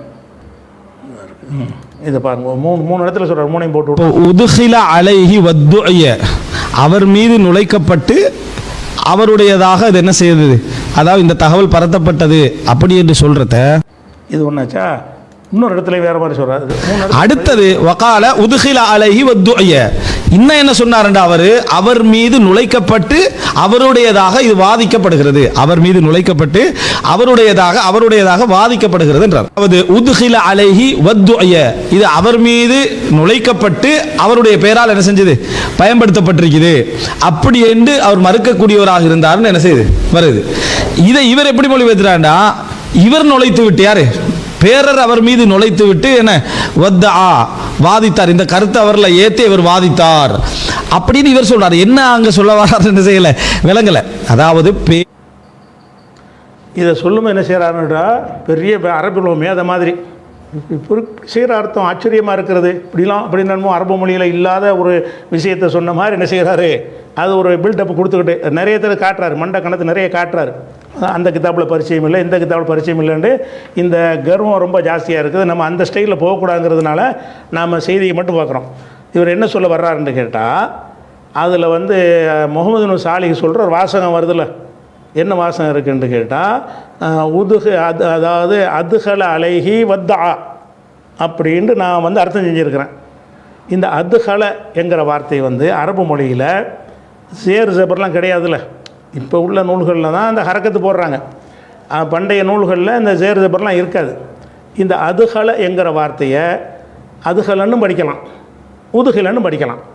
அந்த சொல்லை மட்டும் வைத்து பார்த்தீங்கன்னு சொன்னால் வந்து செய்வினைக்கும் செயற்பாட்டு வினைக்கும் ஒரே மாதிரி தான் வரும். நசரன் இருக்குன்னு வைங்களேன், அதை நசரன்னு சொல்லலாம், நுசிரன்னு சொல்லலாம். இடத்த பொறுத்து தான் நம்ம வித்தியாசப்படுத்திக்கிறோம். நுசிரமும் எப்படி தான் எழுதுவாங்க. நுசிரன்னா உதவி செய்யப்பட்டான், நசரன்னா உதவி செஞ்சான்.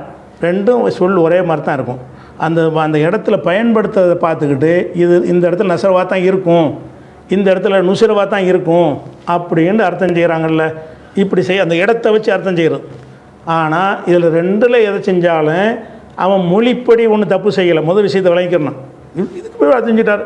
அப்படியே இதாங்கிறத இதான்னு சொல்லலாம், உத்துயன்னு சொல்லலாம். ரெண்டுக்கும் உள்ள இடந்துறது தானே விளங்குதா. அதுகிலவும் சொல்லலாம், உதுகிலவும் சொல்லலாம். உதுகிலவை அப்போ அதுகிலவை எப்படி எழுதுறது? நீ உதுகிலன்னு சொல்லிவிட்டா சரி, நான் உதுகிலன்னு வழங்கி தப்பாக செஞ்சுட்டேன். அதுகிலன்னு எப்படி எழுதுனேன்? அதுக்கு என்ன எழுத்து முறை என்ன? இதை தானே எழுதுவீங்க. அப்போ அந்த சொல்லு வந்து அதுகல அலைஹி அவர் அதில் நுழைத்து வாதிட்டார் என்ற அர்த்தம் செய்வதற்கு உடைய வகையிலையும் அந்த சொல் இருக்கிறது. அது கிராமரில் உள்ளது தான். உதுகிலன்னு சொன்னார்ல, அது அவர் கிராமர் தெரியாதால் நம்ம சொல்ல மாட்டோம். விளங்குது? அவருக்கு பாதி கிராமர் தெரிஞ்சு, நம்ம என்ன சொல்கிறோம், ரெண்டுமே கிராமரில் உள்ளது தான். அதுகளவும் சரி உதுகிலவும் சரி. நீ அதுகளவை பிடிச்சிட்டு உதுகில இப்போ நானும் சிரிக்கலாமல் உடனே மாதிரி அதுகளன்னு இருக்கு பாருங்கள். இப்படி ஆச்சரியம் இப்படி அப்படிங்கிறது. இது என்ன ட்ராமாங்கிறேன் விஷயத்தை வாதம் பண்ணுவியா, என்ன ட்ராமா டான்ஸ் போடுறீங்க, அது விட்டுருந்து இப்படி வருமா அப்படின்னா என்னது? இப்போ அதுகளங்கிற வார்த்தையை உதுகிலன்னு நீ படித்து நான் அதுகளன்னு படித்தேன்னு சொன்னால் அந்த கருத்தை வைத்து தான் அது முடிவுக்கு வரணுமே தவிர அந்த சொல்லுக்கு ரெண்டு அர்த்தம் இருக்குன்னு தானே அர்த்தம். இது முதல் விளங்கிக்கிறணும். அதனால் அவர் சொன்ன அர்த்தம் நான் கிராமரில் இல்லைன்னு சொல்லலை, இங்கே பொருந்துமாங்கிறதான் பேச போகிறோம். நான் சொன்ன அர்த்தம் கிராமரில் இல்லைன்னு அவர் சொல்லுவார். ஏன்னா அவர் மடமையில் இருக்கார், நகவும் தெரியல, ஒன்றும் இந்த சர்ஃபு தெரியல. அவர் இப்போ சர்ஃபை தான் கொண்டு ஒழுங்காக படிக்கணும். அதுகளன்ற சொல்லாகவும் அதை வாசிக்கலாம், இத்தா என்ற சொல்லாமல் வாசிக்கலாம். இல்லை இத்தான்னு வாசிப்பதற்கு வேறு எழுத்து முறை இருக்குன்னா சொல்லுதை நீ படித்த சர்ஃபுலேருந்து காட்டு. அதனால் அதில் என்ன வாசகம் வருதுன்னு கேட்டால் நான் சொல்லுகிறேன், அதுகள் அழகி அதில் அவர் நுழைத்து விட்டால். யாரை பற்றி பேசுகிறோம்? கெட்டவர்னு சொல்லியாச்சுல. முசுகாவில் கெட்டவர் தான் இருக்குது. நீங்கள் எழுத்து பிழைங்கிறது உங்களுடைய நீங்கள் சமாளிப்பதற்கு கண்டுபிடிச்ச ஒரு தந்திரம். அப்போ அவர் எனக்கு கெட்டவர்னு என்ன செய்வார்னு கேட்டால் அதுகள் அழகி அதில் அவர் நுழைத்து விட்டு வாதிட்டார்னு சொல்கிறோம். இப்போ இந்த அர்த்தம் செய்யும் பொழுது என்ன ஆகுது? அவர் ஈசாவுக்கும் அந்த இவருக்கு மத்தியில், இப்னு அபீ இதுவுக்கு மத்தியில் ஒரு ஆளை நுழைக்கிறாங்கல்ல, நுழைத்தல் வருகிறது. இப்போ இந்த ஈசாவுக்கும் இவருக்கு மத்தியில் ஒரு ஆளை விடுறாங்கல்ல, அந்த எழுதியிருக்குல்ல, அந்த எழுதுனது சேர்த்தல், நுழைத்தல் இருக்குது. நீங்கள் நுழைக்கப்பட்டுன்னு சொல்கிறீங்க. நுழைக்கப்பட்டு உதுகில அழகி அவர் மீது நுழைக்கப்பட்டு வாதிடப்பட்டதுன்னு மஜ்ஹூலில் சொல்கிறீங்க. சரி, மஜ்ஹூலில் சொல்லுவோமே. மஜ்ஹூலில் சொன்னாலும் நுழைக்கப்படுவது என்பது எதை குறிக்கும்? நீக்கிறது குறிக்குமா, சேர்க்கறது குறிக்குமா? அதுகளைன்னா உன்னோட ஒன்று சேர்க்கறது தானே. இதோட அதுகளை இதை நுழைத்தான் அப்படின்னு சொன்னால் இல்லாத ஒன்றை கொண்டாந்து வைக்கிறது தான். உதுகிலன்னு சொன்னாலும் அதன் மீது நுழைக்கப்பட்டது என்று சொன்னாலும் இதில் கொண்டாந்து இதை நுழைக்கப்பட்டது அப்படின்னு சொன்னால் சேர்ப்பது. ரெண்டுக்குமே என்ன அர்த்தம் வரும்? அதுகலன்னு வச்சாலும் அதுகலன்னா அவர் செஞ்சார்னு அர்த்தமாயிரும். உதுகிலண்டே வச்சுக்கிறோமோ, உங்கள் அர்த்தம் செஞ்சாலும் உங்களுக்கு அது சாதகத்தில் வராது. நீங்களும் அதுக்கு அர்த்தம் செய்வார், உதுகிலவுக்கு அர்த்தம் செய்வார், தமாஷா இருக்கும். அந்த பார்த்தீங்கன்னா சரி, நுழைத்து வாதிக்கப்பட்ட என்ன நுழைக்கிறது எங்கே இருக்குது? நுழைத்துன்னு நீ சொன்னாலே என்னவாச்சு? அது சேர்த்துருக்காங்கன்னு அர்த்தமாகுது. அதாவது இந்த ரெண்டு அறிவிப்பாளருக்கு மத்தியில் ஒரு ஆள் பேர் சேர்க்கப்பட்டதில்ல, அந்த சேர்க்கப்பட்டது நுழைத்தல் தானே, நுழைத்தல் தான், நீக்கிறது இல்லை தானே, சேர்க்கறது தானே இருக்குது. அந்த மாதிரி பார்த்தீங்கன்னு சொன்னால் அதில் என்ன வருது? நீங்கள் அதுகலண்டே உதுகிலண்டே வச்சுக்கிறோம். உதுகிலன்னு வச்சா உதுகில கிடையாதுங்க. உதுகிலன்னு வச்சாலும் உதுகிலுக்கு என்ன அர்த்தம் செஞ்சீங்க? நுழைக்கப்பட்டது. நுழைக்கப்பட்டதுன்னு அர்த்தம். நுழைக்கப்பட்டதுன்னு எதை சொல்லுவீங்க? ரெண்டுக்கு மத்தியில் சேர்க்கறது நுழைக்கப்பட்டது, நுழைக்கப்பட்டு வாதிடப்பட்டது. அப்போ அந்த நீங்கள் மஜ்ஹூலாக வாசித்தாலும் மஅரூஃபாக வாசித்தாலும் ஆள் தான் யாருங்கிறது மாறுமே தவிர மெசேஜ் அதே தான். மெசேஜ் என்னது? சேர்த்தல் என்பதற்கு என்ன அர்த்தம்? சேர்த்தல்லாம் என்னது? இவர் விட்டுட்டார், விடத்தான் செஞ்சார் இவர். நீங்கள் விட்டதை அதாவது என்ன செய்யணும்? இந்த இவர் மீது சொல்ல குற்றச்சாட்டு சுமத்துவதாக இருந்தால் அவர் நீக்கிவிட்டு வாதிட்டார்னு சொல்லணும். சேர்த்து விட்டு வாதாரல. அவர் நினைஞ்சார், உங்கள் வாத பிரகாரம் ஈசா என்ன செய்கிறாருன்னு கேட்டால் ஒரு ஆளை நுழைச்சிக்கிட்டு வாதிடவே இல்லை, அழிச்சிட்டு தான் நீக்கிட்டு தான் வாதிடுறார். நீக்கின ஒரு விஷயத்தை சொல்லும்போது சேர்த்து உதுகலன்னு சொல்லுவாங்களா, அதுகலன்னு சொல்லுவாங்களா? நான் சொல்கிற விளங்குன்னு இன்னொருக்கா சொல்கிறேன். என்னென்னு கேட்டால் அந்த ரெண்டு அறிவிப்பாளருக்கு மத்தியில் ஒரு ஆள் சேர்க்கப்பட்டிருக்கு. சரி, இந்த சேர்க்கப்பட்டது ஒரு ஆள் விட்டுட்டார். சேர்க்கப்பட்டு இருக்குது எழுத்தில், உங்கள் வாதப்படி எழுத்தில் இவருக்கும் அவருக்கும் நடுவில் ஒரு ஆள் இருக்கிறாரு, இருந்துச்சு அப்படின்னு காட்டுறீங்க. சரி, சேர்க்கப்பட்டுருச்சுல. சரி, இந்த அறிவிப்பாளர் செஞ்ச வேலை என்ன? நீக்குனதா சேர்த்ததா? இந்த அறிவிப்பாளர் என்ன வேலை செஞ்சார்? அந்த அந்த அந்த அந்த ஆளுடைய பேரை நீக்கிட்டு நேர கேட்ட மாதிரி காட்டிட்டார். அப்போ இவர் செஞ்ச வேலை நீக்குதல் தான். யார்? ஈசா செஞ்ச வேலை நீக்குதல் தான். நீங்கள் சொல்ல வரீங்க நீக்குதான் ததிலீஸுங்கிறது. ததிலீஸ் எதனால் வருது? ஒரு பேர் நடுவில் இருந்துச்சு, அந்த பேரை நீக்கிட்டார்னு சொல்வதாக இருந்தால் அவர் நீக்கிட்டார்னு சொல்லுவாங்களா, நுழைத்தார்னு சொல்லுவாங்களா? நுழைக்கப்பட்டது ரெண்டு அர்த்தம் வச்சு எந்த அர்த்தம் வைங்க. நுழைக்கப்பட்டது என்றால் என்ன அர்த்தம்? இல்லாத ஒன்றை நுழைத்து விட்டு, நுழைக்கப்பட்டது மட்டும் சொன்னால் கூட பரவாயில்ல. வத்தா அல்ல உங்கள் கருத்துப்படி நுழைத்து வாதிடப்பட்டது, நுழைத்தது மட்டும் இல்லாமல் இதுதான் சொல்லி வாதிடப்பட்டுச்சு அப்படின்னா நீக்கப்பட்டது. அதாவது ஈசா செஞ்ச வேலை நீக்கிற வேலையை தான் செஞ்சார் உங்கள் வாதப்படி. ஈசா என்ன பண்ணார்? இப்னு அபீதுக்கு மத்தியில் ஒரு ஆள் இருந்தார், பலவீனமான ஒரு ஆள், அவரை நீக்கி விட்டாருங்கிறீங்க. நீக்கின ஒரு ஆளை பற்றி பேசும்போது நுழைத்தார்னு சொல்லுவாங்களா? நீக்கினார நுழைத்தார். நுழைக்கிறது நேர் முரணுங்க.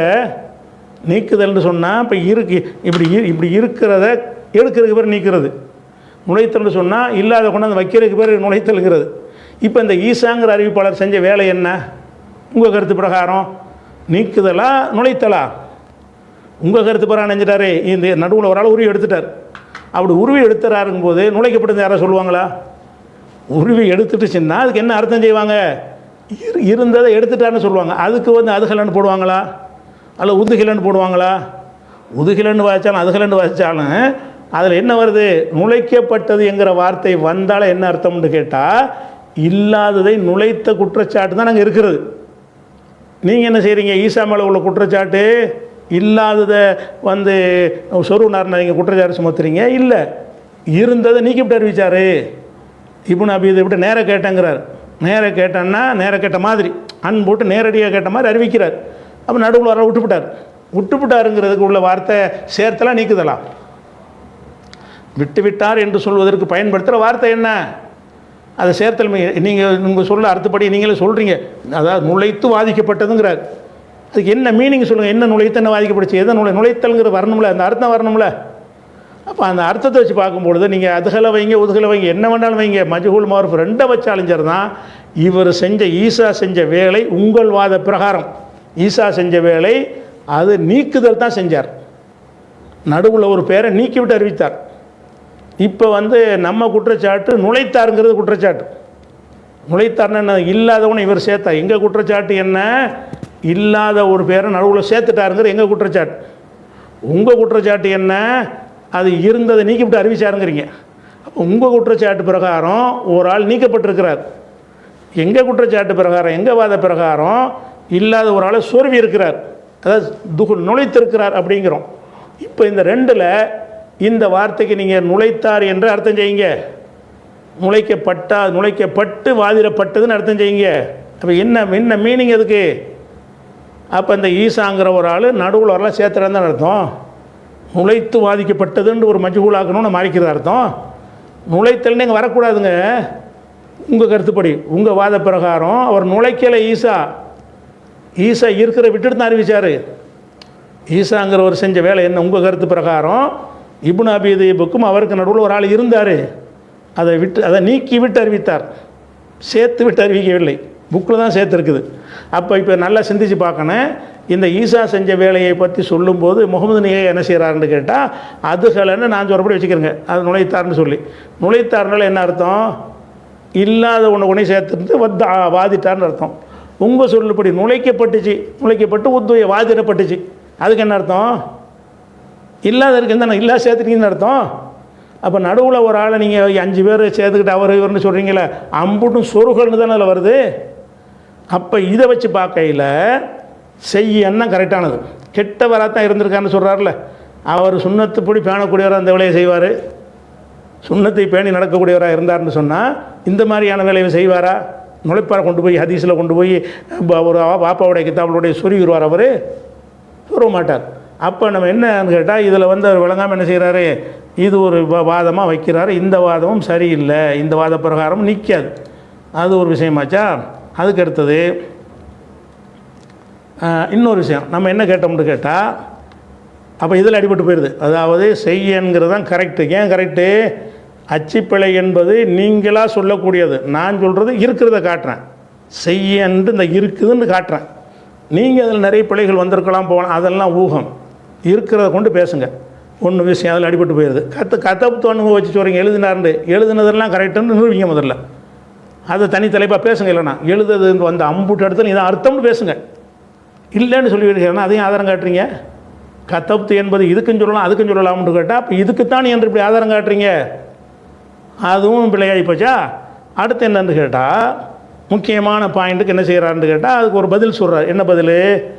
ஒரு நூல்லேருந்து எடுத்து சொல்வதாக இருந்தால் ஒரு வாசகத்தானே சொல்லணும். அதில் என்ன செய்கிறது? 5 வாசகம் இப்படி வரும். ஒரு நூல்லேருந்து வர்றது அந்த கித்தாபில் இருந்துச்சுன்னு சொல்லப்படுகிறது. அந்த துகுலி சொல்கிறதுக்கு ஏற்றவாறு வருது பாருங்கள். இந்த ஆள் வந்து நுழைச்சாருங்கிறத காட்டுற மாதிரி என்னென்னு வருது. ஒரு கித்தாபில் என்ன வருதுன்னு கேட்டால் மதீனாவை சேர்ந்த ஹத்தசனி, அதாவது எப்படி வருது? கால ஃபி கித்தாபி இப்னி சுமையின், இப்னு சுமையுடைய கித்தாபில் இருந்தது, எழுத்தில் இருந்தது. அதாவது வாசகத்தை தான் இவர் சொல்கிறார். இவர் என்ன செய்கிறாரு? கருத்து தானங்க, அன் போட்டால் தத்லீசுமோ, அது கருத்து. நீ கருத்தை சொல்லும்போது இங்கே பேசலை, வாசகத்தை தான் சொல்கிறாரு. வாசகம் புக்கில் இருந்த வாசகம் என்னங்கிறது தலைப்பு. இப்போ என்ன கருத்துங்கிறது அதுக்கப்புறம் அதிலேருந்து எடுக்கக்கூடியது. இந்த புக்கில் என்ன வாசகம் இருந்துச்சுங்கிறத வச்சு தான் அவர் தத்லீஸை நிறுவனம். அப்போ நிறுவுவதற்கு எதை காட்டணும்? அவர் வாசகத்தை காட்டணும். அந்த வாசகம் என்னன்னு பார்த்தா அது வந்து இப்படி இருந்தால் கண்டிப்பாக தத்லீஸ் பண்ணியிருப்பார்னு முடிவுக்கு வரணும். அப்போ வாசகத்தை சொல்லும் பொழுது ஒரு வாசகத்தை சொல்லிட்டு நீ 5 விளக்கம் சொல்லு. அவர் விளக்கம் சொல்கிறதெல்லாம் கொண்டாந்து விட்றாரு. என்ன செய்கிறாரு? பாட்னாரோட கருத்தை சொல்லியிருக்கிறாராம். எப்படி அதை சொல்கிறது பாருங்கள். அவர் சொல்கிறது பாருங்கள். அதாவது இவர் எந்த அடிப்படையில் சொன்னார் என்றது எங்களுக்கு தெரியாது. 2 அடிப்படையில் சொல்லிக்கணும். சரி, அவர் புத்தகத்தில் இந்த மாதிரியே சொல்லி கேட்ட அறிஞர்கிட்ட கேட்டவர் தகவலை மட்டும் சொல்லிக்கணும். புத்தகத்தில் இந்த மாதிரி சொல்றது இல்லாம, உதாரணமா அறிவிப்புல வந்து அண்ணண்டு வந்து இருக்கிறது, அண்ணண்டு சொல்லி இருக்கிறாருன்ட்டு நான் படிக்கிறேன். நான் படிச்சுட்டு உங்கள்கிட்ட இது எப்படி சொல்லலும்? ரிவாயத்தில் அண்ணண்டு வந்திருக்கேன்னு சொல்லுவோம், மேலும் அங்கே ததிலீஸ் இருக்கேன்னு சொல்லுவோம். இது அதாவது இவர் என்ன சொல்ல வர்றாருன்னு கேட்டால் அந்த அந்த கித்தாப்பில் 5 விதமாக இருக்குல்ல, 5 விதமாக இருந்தது கருத்தை சொல்லுவாங்க. அதை பார்த்துருவாங்க, அன் போட்டிருக்கு, தஜீஸ் பண்ணியிருக்காருன்னு சொல்லுவாங்க. இதெல்லாம் பயானுக்கு சரியாக வரேன். பயானில் நம்ம அல்லாஹ் குரானில் உள்ள ஆயத்தை சொல்லி பேசுவோமே, வார்த்தைக்கு வரை அர்த்தம் பண்ணியாக பேசுவோம். அப்படி பண்ண மாசணும். அந்த சாரம்சத்தை வாங்கிக்கிடுவோம். அல்லாஹ் என்ன செய்கிறான்? நபிகள் நாயகம் ஸல்லல்லாஹு அலைஹி வஸல்லம் அவர்களை கண்டிக்கிறான் அப்படிங்கிற 80வது சூறாவில் கடுமையாக கண்டிக்கிறான்னு நான் சொல்லுவேன். இது சொல்லலாம். என்னென்ன எதை வச்சு சொல்கிறோம்? கருத்தை மக்கள்கிட்ட அந்த அது கருத்தை சொல்லுவது என்னோட நோக்கம். இங்கே வந்து ஒரு ஹதீஸை ஒருத்தர் இருட்டடிப்பு செஞ்சிட்டாரா என்கிற ஒரு ஆய்வு. அதை எதை கொண்டு நிறுவ வேண்டி இருக்கிறது? அந்த வார்த்தையை வச்சு நிறுவ வேண்டிய விஷயம் ஆய்வு. ஆய்வில் பயன்படுத்தக்கூடிய நேரத்தில் சொல்லுக்கு சொல்லுதான் இருக்க வேண்டும். கருத்தை சொன்னேன்னு சொல்ல முடியாது. நான் அந்த கருத்தில் என்ன வாசகமையாக இருந்துச்சு அதை சொல்லியா, அதான் பிரதானம். அப்போ இவர் என்ன செய்கிறாருன்னு கேட்டால் கித்தாப்பில் இருந்த வாசகத்தை வச்சு தான் இது முடிவே செய்யணும். இது சாதாரண பயான் பண்ணுற விஷயம் இல்லை, பொதுவான பேச்சு கிடையாது. இது என்னது? அவர் இப்னு அபி அதிப் வழியாக அறிவிக்கிறார். அவர் அறிவிக்கலை, அதை தானே சொல்ல வர்றார். அவர் இப்னு அபி வழியாக அறிவிச்சிருக்கிறார், அறிவிக்கலை நான் சொல்கிறேன். எதை வச்சு சொல்கிறாய்? எதை வச்சு சொல்கிறாயின்றதுக்கு ஆதாரம் காட்டும்போது அந்த ஆதாரத்தை அப்படி தான் காட்டணும். இது ஆதாரம். ஆதாரமாக காட்டும்போது என்ன செய்யணும்? குரான்லேருந்து இருக்குன்னு சொல்ல என்ன ஆதாரத்தை காட்டுனா கொள்கொள்ளா அதுன்னு நான் எடுத்து காட்டணும். கருத்தை நான் சொல்லிடுவேன். ஆதாரத்தை காட்டினா அதை தான் காட்டணும். இங்கே ஆதாரம் காட்டுற ஒரு இடமா அல்லது தெருவில் நின்று தெருமுனை கூட்டம் பண்ணுறது, பயான் பண்ணுறது, இணையதளத்தில் உட்காந்துக்கிட்டு பேசுகிற ஒரு விஷயமா இது? அப்போ இவர் ஒரு அறிவிப்பாளரை விட்டுருக்காருன்னு ஒரு குற்றச்சாட்டு சம்மந்தமாக அவர் கேட்குறாரு. இந்த மாதிரி இதை பற்றி என்ன சொல்கிறீங்கன்னு கேட்குறாரு. உங்கள் கருத்து பரவாயில்ல கேட்டோம். அவர் என்ன சொல்கிறாரு? அது நடுவில் ஒரு ஆள் இருந்துச்சு, இந்த என் கித்தாப்பில் அப்படி தான் இருந்துச்சுங்கிறார். கித்தாப்பில் அப்படி தான் இருந்துச்சுன்னு சொன்னால் அது வாசகம் மட்டும்தான். இதுவும் சமாளிக்கிறீங்க. பொதுவாக அதை எப்படி ஒரு சாதாரண மனிதன் எப்படி புரிந்து கொள்வானோ, இந்த கித்தாப்பில் இப்படி தாங்க இருந்துச்சு அப்படின்னு சொல்கிற ஒரு விஷயத்தை சாதாரணமாக அதை சொல்லும்போது எப்படி புரிந்து கொள்வாரோ அப்படி புரியாமல் நீங்கள் வந்து ஏதோ தெருவில் பப்ளிக் மீட்டிங்கில் பயான் பண்ணுற மாதிரி கொண்டாந்து நிப்பாட்டி அவர் இப்னு சுமையை பயான் பண்ணுற மாதிரி, அது என்ன 2 ஒன்று தானே? 2 ஒன்று கிடையாது. அது பயானுக்கு தான் சரி, ஆய்வுக்கு சரியில்லை. ஆய்வுக்கு விஷயங்கள் வந்து அப்படியே அடுக்க துல்லியமாக அந்த சட்ட விஷயத்தை சொல்லி கோர்ட்டில் வாதிடும்போது என்ன செய்வாங்க? அந்த 1804 இப்படி தான் இருக்குன்னு பேச முடியாது. 1804 என்ன இருக்குன்னு வாசி சொல்லிவிட்டு அப்புறம் விளக்கத்தை நீங்கள் சேர்த்து சொல்லணும். ஒரு சட்டத்தை பேசுவதாக இருந்தால் என்ன செய்யணும்? அந்த சட்டத்தினுடைய வாசகத்தை எடுத்து வைத்து விட்டு அரசியல் சாசனத்தில் இந்த மாதிரி இருக்கிறதுன்னு சொல்லிவிட்டு நீங்கள் உங்கள் விளக்கத்தை கூட குறையாக சொல்லிக்கலாம். என்ன மாதிரி புரிஞ்சுங்கிறத சொல்லிக்கிற விஷயம் வேறு. அது மேற்கொள்ளே காட்டாமல் வந்து சொன்னீங்கன்னா தப்பு அது. அப்போ அந்த மாதிரியான விஷயம் கோர்ட்டில் விசாரணைக்கு உரிய விஷயம் இருக்குது. அதுக்கு நிகரான விஷயம், அதுக்கு மேலான விஷயம் இது சாதாரண ஒரு பயான் பண்ணுற ஒரு விஷயம் கிடையாது. அப்படிங்கும் பொழுது இதில் என்ன பண்ணுறீங்கன்னு கேட்டால் அதை ஏன் 5 விதமாக வந்துச்சுன்னா 5 விதமாக வந்தால் 5 ஒரு கருத்து சொல்ல மாட்டோமா, இப்படி சொல்ல மாட்டோமா, அன் போட்டிருக்கிறாரு, ததீஸ் போட்டு, இது பயானுக்கு சொல்லிட்டு போப்பா. இது ஒரு நூலில் என்ன இருந்துச்சுன்னு கேட்குறதுக்குரிய பதிலுக்கு இதாக சரியாக வருமா? ஒரு நூலில் என்ன மாதிரி, புகாரியில் என்ன வாசகம் உள்ளது அப்படின்னு கேட்கும்போது அந்த வாசகத்தை சொல்லணுமா, நீங்கள் விளங்கின கருத்தை சொல்லணுமா? அப்போ இது 5 விதமாக இருக்குன்னு நான் சொன்னது நான் சொன்னேன்ல, இவராக அந்த காலத்தில் வாழாத ஒருத்தர் அடிக்கிறாருங்கிறீங்கல்ல, வாழாத ஒரு ஆள் தான். ஆனால் அந்த 5ஐயும் எங்களுக்கு வந்துருச்சு, கிடைச்சிருச்சே. எப்படி வந்திருக்கு? அவருடைய கித்தாபில் அது எப்படி இருந்துச்சு? ஹத்தசனி, எனக்கு அறிவித்தார், ரஜுலுன், ஒரு மனிதர், மின் அகலில் மதீனத்தி, மதீனாவாசியை சேர்ந்த ஒருவர் எனக்கு அறிவித்தார். இந்த வாசகம் கித்தாபில் இருந்ததுங்கிறார். வாசகம் கித்தாபில் இருந்துச்சுன்னு சொன்னால் அந்த வாசகம் தான் இருக்கணும். அந்த வாசகம் ரஜுலுன் மின் அகலில் மதீனத்தின் இருக்குமே. ஆனால் அப்புறம் என்ன செய்கிறது? கானஃபி கித்தாபில் இருந்தது, அதுவும் கித்தாபில் தான் இருந்துச்சான். எப்படி? அன் இஸ்மாயில் இப்னு யஹ்யா தைமி அனிபினி பின் அப்படி இருந்துச்சுன்னு வருது. இந்த 2 வாசகம் என்னது? அதாவது அதில் இன்னொன்று விஷயம் இருக்குது. அதில் அந்த கித்தாபில் எப்படி அபு ஹாத்தமுடைய கித்தாபில் வாசகத்தில் எப்படி வருதுன்னு கேட்டால், ஹத்தசனி ரஜுலுன் மின் அஹ்லில் மதீனா, மதீனாவாசியில் ஒரு ஆள் எனக்கு அறிவித்தார்னு அவர் சொல்லியிருக்கிறார். எனக்கு அறிவித்தார்னு வந்துருச்சா? இதில் எப்படி வருதுன்னு கேட்டால், அன் இஸ்மாயில் இப்னு யஹ்யா, இஸ்மாயில் வழியாக தொட்டும்ங்கிறீங்கல்ல, அந்த தொட்டும் முட்டும் தான் இங்கே இருக்குது. எப்படி இருக்குது? தொட்டும் அதில் இருந்துச்சா, எனக்கு அறிவித்தார் இருந்துச்சா? கித்தாபில் உள்ள வாசகத்தை சொல்கிறீங்க, அந்த வாசகத்தை சொல்லும் பொழுது ஒரு இடத்துல சொல்கிறீங்க அது எனக்கு அறிவித்தாருன்னு அந்த புக்கில் இருந்துச்சுங்கிறீங்க. இன்னொருத்தர் என்ன சொல்கிறாருன்னா, அந்த புக்கில் அப்படி கிடையாது, இஸ்மாயில் வழியாகன்னு தான் இருந்துச்சு. அதில் பேரெல்லாம் குறிப்பிட்டாங்க. பேரெல்லாம் யாருன்னு கிடையாது, ஒரு மனிதர், மதீனாவை சேர்ந்து ஒரு மனிதர். 5 இடத்துல இதையே அவர் சொல்லியிருந்தாருன்னா நமக்கு டவுட் வராது. 5 இடத்துலையும் இதையே அவர் சொல்லியிருந்தாருன்னா டவுட் வராது. ஏதோ ஒன்றை 5இல் ஒரு விஷயத்தை 5 இடத்துலையும் ஒரே மாதிரி சொல்லியிருந்தாரே, ஆனால் நமக்கு டவுட் வராது. இப்போ என்னடா அதை கித்தாப்பில் பார்த்தேங்கிறாரு. கித்தாப்பில் பார்த்து யாருக்கு சொல்கிறாரு? இந்த அறிஞர்களுக்கு சான்றாக கொண்டாந்து காட்டுறாரு. அப்படி காட்டும்போது அந்த வாசகத்தை வச்சுலேருந்து இவர் புரிஞ்சது எப்படி சொல்வது? அந்த வாசகத்தை சொன்னால் இவங்க புரிவாங்க.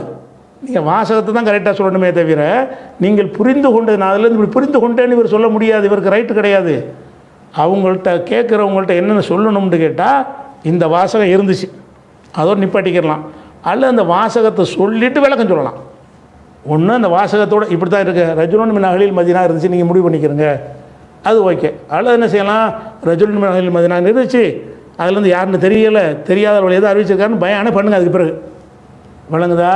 இங்கே என்னடான்னு கேட்டால் 5 விதமாக ஒரு மனிதர் ஒரு புக்கில் உள்ளதை பற்றி 5 விதமாக பேசுவாங்கடா. எவ்வளோ வேல்யூபிளான ஒரு விஷயத்தை நான் சொல்லியிருக்கிறேன், அது ஒரு சாதாரணமாக அதெல்லாம் இல்லையா, அப்படி கிடையாது அப்படிங்கிற மாதிரி என்ன செய்கிறாரு, பாட்டனார் நூலில் உள்ளதை தான் சொல்லியிருப்பார் அப்படிங்கிற ஒரு விஷயம் வருது. அதனால் அதில் அப்படி வருது. இன்னொன்று என்ன வருதுன்னு கேட்டால், அன் இஸ்மாயில் இப்னு யஹ்யா இப்னு உபைதுல்லா புக்கில் பாட்டனார்லாம் வரலாம்னு கேட்குறது. எது கேட்குறோம்? ஒரு புக்கில் ஒன்று இருக்குன்னு சொன்னால் அதில் ஒரு வாவு சேர்த்தா கூட அது இல்லாதுன்னு சேர்க்கப்பட்டுன்னு அர்த்தம். என்ன இருக்குது அதுதான் சொல்லணும். காலன்னா காலை தான், வா காலன்னு இருந்தால் ஒரு இடத்துல காலை, ஒரு இடத்துல வா காலன்னா இவர் ஏன் வாவை ஏன் சேர்த்தாரு? அந்த இருந்தது என்ன அதை சொல்லு. அப்போ இருந்ததை அறிவிப்பதில் இவர் தெளிவற்றவராக இருக்கிறார். இதுவே ஒரு இவர் தான் ஒரு குழப்பவாதியாக இருந்திருக்கிறார். இவர் சொன்ன அந்த வார்த்தை, இந்த பேரன்கிறீங்களே, இந்த ஆள் தான் இடத்துக்கு தகுந்த மாதிரி மாற்றி மாற்றி பேசியிருக்கிறார். இந்த மாற்றி பேசுனதை இவர் தள்ளி விட்டுரும். எப்படிப்பட்ட ஆளாக இருந்தாலும் சரி, இவர் தள்ளி விட வேண்டிய ஆளாயிருவார். இந்த ததிரிசை நிறுவுவதற்குரிய தகுதி இவருக்கு இல்லை. அதுதான் நான் சொல்கிற செய்யங்கிறாரு, நுழைச்சிட்டு வாதிட்டாருங்கிறாரு. கரெக்டாக வருத? நீங்கள் சொல்கிற கரெக்டாக வரமாட்டேங்குதே. அதே மாதிரி இன்னொரு என்ன வருதுன்னு கேட்டால், அன் இஸ்மாயில் இப்னு யஹ்யா அனிபினி பெண், ஒவ்வொரு ஒன்றுலையும் ஒரு சொல்லு சேருது, ஒன்று நீங்குது. ஒன்று தைமீன் சேருது, ஒன்றில் தாத்தாவுடைய பேர் சேருது, ஒன்றில் யஹ்யா இப்னு இஸ்மாயில் மட்டும் இருக்கிறது, ஒன்றில் ரஜுலுன் மின் அஹ்லில் மதீனா, மதீனாவிலேருந்து ஒரு ஆள் இருக்கிறது. இந்த மாதிரி பல சொற்கள் வரும்பொழுது தான் நமக்கு டவுட் வருகிறது. இதில் டவுட்டு இந்த மாதிரி வந்தால் டவுட்டு வரணுமா வரக்கூடாதா? ஆய்வில் இந்த மாதிரி வாசகங்களை வைத்து டவுட்டு படுவாங்களா படமாட்டாங்களா? அவங்களெலாம் படலைன்னு நீங்கள் பேசக்கூடாது. கவனிக்காமல் படாமல் நானும் கவனிக்காமல் சில விட்டு போயிடலாம். ஒரு வீதிக்கு வந்துட்ட பிறகு முகமது ஐயாவுடைய கருத்தை நான் பார்க்காட்டி நானும் அப்படி தான் நினச்சிருப்பேன். அப்போ அந்த பார்க்காத நேரத்தில் ஒருத்தர் சுட்டி ஆமாம் கரெக்டாக இருக்க அப்படின்னு தெரியும் போது நமக்கு இந்த ஒரு சந்தேகம் வந்தால், அது பேசிக் இல்லாத சந்தேகமா, அடிப்படையான சந்தேகமா? பேசிக்கோட உள்ள சந்தேகம். அடிப்படையான ஆதாரங்களோட ஒரு சந்தேகம் தான்.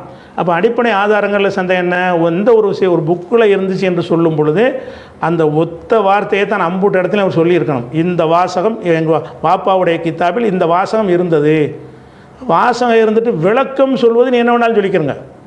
விளக்கம் சொல்கிற ஆட்களும் கிடையாது. கேள்வி கேட்ட ஆளுக்கு உங்கள் கருத்துப்படி போய் அவர்கிட்ட போய் கேட்டாங்கன்னு கேள்வி, இவரை பற்றி சொல்லுங்காண்டு, அந்த ஹதீஸை பற்றி சொல்லுங்காண்டு, அந்த ஆளுக்கெல்லாம் இவர்கிட்ட கேட்டு அறிஞ்சு கொடுறவங்களுக்கு ஆளுக்கு கிடையாது. இவர் கரெக்டாக வாசகத்தை சொல்லி அவங்க புரிஞ்சுக்கிடுவாங்க. வாசகத்தை கரெக்டாக சொன்னால் புரிஞ்சுக்கிடுவாங்க. அப்போ என்னத்துக்காக வேண்டி ஒரு ஆள்கிட்ட போய்கிட்டு இப்படி சொல்கிறாரு, ஒரே ஆள்கிட்ட 5 விதமாக சொன்னால் அப்பே மாட்டியிருப்பார். இந்த விஷயம் அபுஹாத்தம்கிட்ட சொன்னது யாருக்கு தெரியாது? முகமது சாலிக்கு தெரியாது. சாலிக்கு சொன்னது அபுதானுக்கு தெரியாது. அப்போ ஒருத்தர் தெரியாது. இவர்கிட்ட ஒரு வார்த்தை அவர் ஒருத்தர் சொல்லியிருக்காரு. 5 பேர் 5 விதமாக சொல்லியிருக்கிறார். இது நமக்கு தான் தெரியும். நமக்குன்னா அது பிந்தி ஆட்களுக்கு, எனக்கும் சரி உங்களுக்கும் சரி பின்னாடி வர்ற எல்லாருக்கும் தெரியும். என்ன தெரியும்? என்னடா இது அவர்கிட்ட போய் இப்படி சொல்லியிருக்கிறாரு. நான் கேட்குறேன், இப்படி ஒரு புக்கில் உள்ள வார்த்தை என்னன்னு கேட்கும் பொழுது ஒரு 5 விதமாக ஒருவர் பேசினார். ஏன்னா அவரை பற்றி உங்களுடைய தீர்ப்பு என்ன? கோர்ட்டில் நீ பண்ண பிறல் சாட்சின்றுவான். இந்த ஆளுக்கு சாட்சி கிடையாது, பச்சை சட்டைக்கு பதிலாக வெள்ளை சட்டைன்னா நீ சாட்சியை தப்புன்றான். கத்தியால் குத்தும்போது அந்த இடத்துல வெள்ளை சட்டை போட்டிருந்தாரா கருப்பாக பச்சையான்னு கேட்பான். காலையில் பச்சை, சாயந்தரத்தில் பச்சை கருப்புண்டான்னு வைங்க, இவன் பிறல் சாட்சி, தப்பான சாட்சின்னு தள்ளி விட்ருவாங்க. உலகத்தில் யாரும் ஏற்றுக்கிற மாட்டாங்க இந்த மாதிரி பிறண்டு பேசுகிறத. அப்போ பிறண்டு எதுக்கு பேச வேண்டும்? ஒரு புக்கில் உள்ளதை எடுத்து காட்டுறீங்க. ஒரு புக் வாப்பாவுடைய புக்கில் இருந்துச்சுங்கிறீங்க. அந்த புக்கில் இன்னும் சொல்ல போனால் அந்த புக்கை வாங்கி பார்த்தாங்கன்னா ஏதாவது காட்டுங்க. யாராவது பார்த்தாங்களா? காட்டினார புக்கை காட்டினா அந்த வாசகம் என்னென்னு தெரிஞ்சிருக்குமே. அப்போ அந்த புக்கில் இருந்த வாசகம் என்ன என்பதற்கு இதுக்கு 5 விஷயம் வருதுன்னு கேட்டால் என்ன செய்கிறாரு? இது அவருடைய கருத்தை சொன்னார். கருத்தை சொல்ல எப்படின்னு சொல்லலாம்? ஒரு விஷயத்தை கருத்தை சொல்லலாம், எப்போ அது சொல்லலாம், தாராளமாக சொல்லலாம். எதுக்கு சொல்லலாம்? சாதாரண பேச்சுக்களில் சொல்லலாம், பொதுவான பயான்களில் சொல்லலாம், ஆய்வில் சொல்லக்கூடாது. ஆய்வில் அந்த வார்த்தையை வச்சுக்கிட்டு என்ன செய்வோம்? அது நம்ம பரலவிகள் மற்றவங்கள்ட்ட விவாதம் மட்டும் என்ன செய்வோம்னு கேட்டால் ஒரு சொல்லை வச்சுக்கிட்டு இது ரசூலுல்லாஹ்வுடைய ஹாஸ் தான் இது அப்படின்னு சொல்லுவோம். அப்போ அந்த சொல்லை வச்சு தான் ஒரு சொல்லு தான் அந்த வாதத்தை நிறுவுறதுக்கும் அடித்து தகர்ப்பதற்கும் உதவக்கூடியதாக இருக்கும்.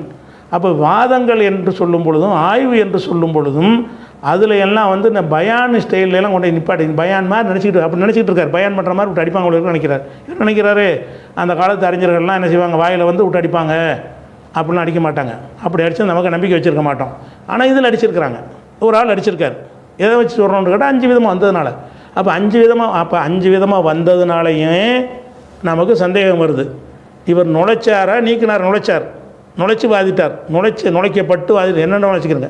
நுழைக்கப்படட்டும் நுழையட்டும், ரெண்டுக்கும் ஒன்று தான். அப்போ நுழைச்சார்னு சொல்லும் பொழுது என்ன ஆகுதுன்னு கேட்டால் இப்போ இல்லாத சேர்க்குறான்னு வருது, கெட்டவராக இருந்தார்னு வேறு வருது. அப்போ இதெல்லாம் வரக்கூடிய நேரத்தில் பார்க்கும்போது அது போக அடுத்த ஒரு விஷயம் சொல்கிறார். என்னென்னு கேட்டால் அந்த மகன் பேரன்னு சொன்னோம்ல, அதுவும் முரண்பாடு இல்லைன்னு பறக்கத்தான் அவர் லிஸ்ட்டை போடுறார். இது யாருக்கு தெரியாது? ரசூலுல்லாஹ் என்ன செய்வாங்கன்னா ஆனபுன் அப்துல் முத்தலிபுடைய மகன் சொல்லுவாங்க. மகன் இல்லை, பேரன் தான். இதை சொல்லலாம், விளங்குதா? தாத்தா பேர்லையும் மகனை சொல்லலாம், பேரனை சொல்லலாம். வாப்பா பேர்லையும் மகனை சொல்லிக்கிறலாம். ரெண்டுக்குமே உள்ளது தான், எல்லா மொழியிலையும் உண்டு, விளங்குதா? அந்த கோத்திரத்தை சொல்லும்போது அப்படிலாம் சொல்லிக் கொள்வார்கள். இப்படி ஒரிஜினல் பேர் தான் சொல்லணும்னு கிடையாது. 1000 பேரை சொல்லலாம், அதெல்லாம் பிரச்சனை இல்லை. ஆனால் இங்கே பிரதானமான ஒரு விஷயம் இருக்குது. அதை கண்டுக்கிறவே என்னவோ நழுவி ஓடி போயிட்டார். அதுக்கும் சேர்த்து சொல்லியிருக்கணும். என்னது? ஒரு இடத்துல மகன் வருது, ஒரு இடத்துல பேரண்டு வருது. அப்போ ரெண்டு ஒன்று மகன் பேரன் சொல்ல மாட்டாங்களா இப்படிங்கிறார். சரிப்பா, அதெல்லாம் சரி தான்ப்பா. ஒரு இடத்துல இதுக்கு சொன்னியா, இதனால தான் அதை ஏற்றுக்கிற மாட்டேங்கிறோம். அப்படி மட்டும் நீ சொன்னபடி மட்டும் வந்துடுதுன்னு சொன்னால் நாங்களும் அதை ஏற்றுக்குருவோம். அதில் என்ன மாதிரி வருதுன்னு கேட்டால், ஒரு இடத்துல மகன் வீட்டு பேரன், ஒரு இடத்துல மகள் வீட்டு பேரன்னா இவர் குடும்பத்தில் சேர மாட்டார். அவர் கட்டி கொடுத்தாச்சு, வேறு யாருடைய பையனாயிருப்பார். அதாவது ஒரே ஆளை பற்றி சொல்லும் பொழுது அந்த ஆள் யாருன்னு கேட்கும்போது இதை சொல்லுவாங்க. நீங்கள் சொன்னீங்களா எப்படி? தாத்தா சொல்ல அப்துல் முத்தலிப் மகன், அப்துல் முத்தலிப் பேரன், இப்படி சொல்ல மாட்டோமா? தாராளமாக சொல்லுவோமே. அதில் நான் கேட்க முடியாது. எல்கேஜி விஷயம் தானே, யாருக்கு தெரியாது? எந்த நுணுக்கத்தை வச்சு இந்த சந்தேகத்தை கிளப்புறமோ அதை இருட்டடிப்பு இங்கேயே இருட்டடிப்பு செய்கிறார். எதுக்கு ஒரு பதில் சொல்லி இருக்கானே? இந்த ஆள் அந்த ஈசாவுடைய மகனுடைய மகனா மகளுடைய மகனா இப்படி யாராவது சொல்லுவாங்களா? மகனுடைய மகனை போய் மகளுடைய மகன் சொல்லுவாங்களா? அல்லது மகனுடைய மகளை போய் மகளுடைய மகன் சொல்லுவாங்களா? மக வீட்டு பேத்தி மகன் வீட்டு பேத்தி அப்படின்னு சொன்னீங்கன்னு சொன்னால், எப்போ இது மகள் வீட்டு பேத்தின்னோன்னே இவர் குடும்பத்தில் உள்ள அளவு இருக்காது. அவர் யார் கல்யாணம் பண்ணி கொடுத்தான்னு பார்க்கணும். மகளுடைய மகன் சொன்னால் இந்த மகளை யாருக்கு கல்யாணம் பண்ணி கொடுத்தாங்க, அந்த ஆள் யார், அவர் அது கண்டுபிடிச்சி தான் அவருடைய பாப்பா கண்டுபிடிக்கணும். அப்போ இப்போ மகனுடைய மகன் இப்படி சொல்லுவாங்க. இந்த கன்ஃபியூஸ் வருமா, எங்கேயாச்சும் வருமா, ஆய்வில் வருமா? அப்போ நீங்கள் இந்த ரெண்டு வர்றதுனால தான் அதையும் சேர்த்து என்ன செய்கிறோம், ஜாயிண்ட் பண்ணுறோம். இது வராமல் இருந்துச்சுன்னு வைங்க, தாத்தா பேரன் மகன் பேரன் அதுக்குள்ளே நின்றுச்சின்னு சொன்னால் அது அந்த அர்த்தத்தில் தான் இருக்குது. அப்படி தான் இப்போ நடைமுறையில் இருக்குத்தானே செய்யுதுப்போம். அதோடு நிற்கலையே, இதையும் நான் எடுத்து வச்சேனே. பிரதானமாக எடுத்து வச்சது என்னது, மக வீட்டு பேரனா மகன் வீட்டு பேரனா. மக வீட்டு பேரனை மகன் வீட்டு பேரன்னு சொல்லுவோம். யாராவது சொல்லுவாங்களா அப்படி? பொதுவாக பேரன் முட்டையாக சொல்லுவாங்க. அதுக்குரிய வாசகங்க வரல. மகனுடைய மகன் மகளுடைய மகன் வாசம் வருது. பேரன்கிறது புது சொல் இருக்குல்ல, அதை சொன்னால் ரெண்டுக்கும் சொல்லலாம். மக வீட்டு பேரனையும் பேரன்கலாம், மகன் வீட்டு பேரனையும் பேரன் அப்படின்னு நீங்கள் வாதிடலாம். இங்கே பேரன்கிறது வரல. பேரன்னு நம்மளா புரிந்துக்கிறதுக்கு சொன்ன வார்த்தை. வாசகம் என்ன வருது, இந்த ஆளுடைய மகளுடைய மகன், இந்த ஆளுடைய மகனுடைய மகன். இதில் எது உண்மை? ரெண்டு உண்மையாக இருக்குது. அதில் முரண்பட்டாரில் முரண்பட்ட ஆளுடைய கருத்தை வச்சு இப்படி தத்வீசுங்கிறீங்க. அதுதான் அவர் உளறி இருக்காருன்னு சொன்னோம்ல, நானாக சொன்னேன். அவர் கெட்டவராக இருந்தாருங்கிற வச்சு நான் சொல்கிறேன், நுழைச்சாருங்கிற வச்சு சொல்கிறேன். அதே மாதிரி இதில் என்ன வருது, மகன் மகள் ரெண்டு டிஃப்ரெண்ட்டாக வருது. என் மகன் வீட்டு பேரனும் என் மகன் வீட்டு பேரனும் ரெண்டு ஒன்றா? அப்போ இது இப்படி இப்படி இப்படி ஒரு இஸ்திலாக இருக்குதா, பழக்கத்தில் இருக்குதா? அப்போ இதை சொல்கிறதோட அதுலேயும் குழப்புறாருங்கும் போது என்ன செய்கிறது, இவர் குழப்புற ஆளுங்கிறது. அதனால தான் வர்றோம். இவர் வாயில் அடிக்கிற ஒரு ஆள். அது மட்டும் இருந்துச்சுன்னு சொன்னால் எங்களுக்கு பஞ்சாயத்தே இல்லை. இந்த அர்த்தத்துக்கு நாங்கள் வாதிட மாட்டோம். வழங்குதா, மகன் சொன்னது அது பெரிய பிரச்சனை இல்லை அப்படின்னு வந்துடும். அதனால் அதுக்கு என்ன செய்ய மாட்டேங்கிறாருன்னா, அதுக்கு பதில் பதில் இல்லை. அதுக்கடுத்து இப்போ அடுத்து என்ன செய்யணும், இப்போ இது வரைக்கும் இவ்வளோதான் அதில் உள்ள விஷயம். அதுக்கடுத்து என்ன செய்கிறாருன்னு கேட்டால், இந்த மஹமூது யார் என்பதற்காக வேண்டி அவரை பற்றின விஷயங்கள்லாம் பெரிய லிஸ்ட் எடுத்து விட்டு டைப் படித்து என்ன செய்கிறார், வரிசையாக. இதுக்கு சம்மந்தமே கிடையாது. மஹமூது இப்படி இப்ராஹிம்டா யாருன்னு முதல்ல மக வீட்டு பேர்னா மகன் வீட்டு பேர்னா முடிவு ஒன்று. இப்போ அப்புறம் அது யாருன்னு முடிவு பண்ணுவோம்? நீ சொல்லக்கூடிய ஆளுண்டு வரலையே. மக வீட்டு பேர்னா அந்த ஆள் மாறி பாப்பா மாறிடுவார. மகன் வீட்டு பேரண்டா அது அவர் வாப்பா வேறு வாப்பாவாக இருப்பார். மக வீட்டு பேரண்டா வாப்பா வேறு ஆளாக போயிடுவார். இப்போ அதை நிரூபிச்சுக்கலாம். அதுக்கு போய் போகணும். முகமது இப்ராஹிம்னு இத்தனை இடத்துல வந்திருக்கு, போட்டு டைப் படித்து நிறைய சொன்னால் கரெக்டு நினச்சிருவாங்கன்னு நினைக்கிறார். நிறைய அள்ளி போட்டோம்னா என்ன செய்கிறது, இது சர்ச்சு சாமியில் உட்காந்து அடித்தா எல்லாம் வரப்போகுது. அந்த கிதாப் இந்த கிதாப் இதெல்லாம் இது பெரிய இதான் இல்மா, தெரிஞ்செல்லாம் அடிக்கிறது இல்மா, தேவையானது சொல்கிற இல்மா. தேவையானதுக்கு சொல்லு. எனக்கு தேவையானது எதுக்கு பதில் வரணும்? மகன் வீட்டு பிள்ளையா மகன் வீட்டு பிள்ளை, அதுக்கு சொல்லு. அதுக்கு முன்னாடி சொல்லு. மகன் வீட்டு பிள்ளைன்னா அப்போ வேறு, மகன் வீட்டு பிள்ளைன்னா அதுக்கு அப்போ வேறு. அப்போ இந்த ஆளுடைய அப்பன் யார், அது யாருங்கிறது ரெண்டில் ஒன்று. அப்போ அப்பன் யார் என்பதிலே குழப்பம் வர்ற மாதிரி ஒருத்தர் சொல்லுவாரையானார், ஒருத்தரை பற்றி சொல்லப்படும் என்றால் அது என்ன அர்த்தம்? அப்போ இப்படி வரக்கூடாது. புகாரி செஞ்சுருக்காரு, புகாரி கூட தாத்தா பேரை சொல்ல, அதெல்லாம் சொல்லலாம்னு நான் சொல்கிறேனே, நானே கூட சொல்லியிருக்கிறேனே. அது ஒன்றும் பெரிய விஷயம் கிடையாது. நம்ம கேட்டதுக்குரிய ஒரு பதில் அதில் வர கிடையாது. இது ஒரு வச்சா இதில் அடிபட்டுருச்சு. அதனால் இது கண்டிப்பாக இது தத்லீஸ் கிடையாது.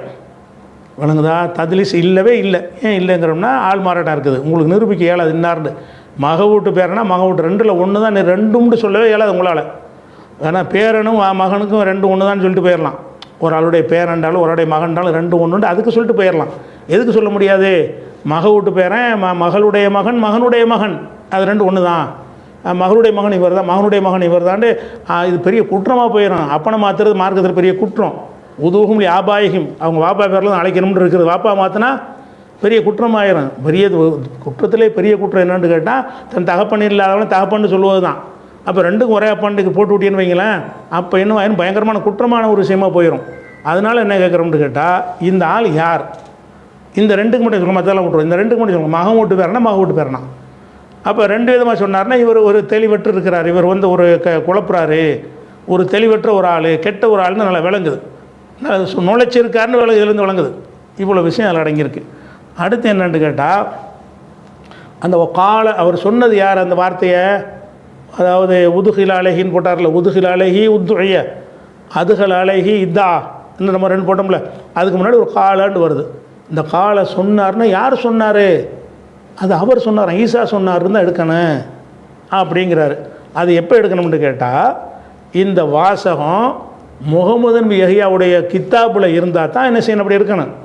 முகமது நபி யஹ்யாவுடைய கித்தாபில் சொல்லிக்கிட்டு வரும்போது அடித்தார் போனார் மறுத்தார் ஓ காலை சொன்னார்னா அவரை பற்றி சொல்கிறான்னு எடுத்துக்கலாம். இது முகமது நபி யஹ்யாவுடைய கித்தாபில் இல்லை, வேறு கித்தாபில் முகமது நபி அவரை சொல்ல எடுத்து போட்டிருக்கிறாங்க. காலை முகமது சொன்னார் ஓ காலை மேலும் சொன்னார். இந்த இடத்துல வந்து அதுக்கு முகமது யஹ்யாவுடைய கித்தாபில் இருந்தால் தான் இவருடைய வாதனைக்கு என்ன கேட்குறான்னு பாருங்கள். அவர் சொல்கிறார் காலங்கிற வாசகத்தை கேட்டுவாங்க.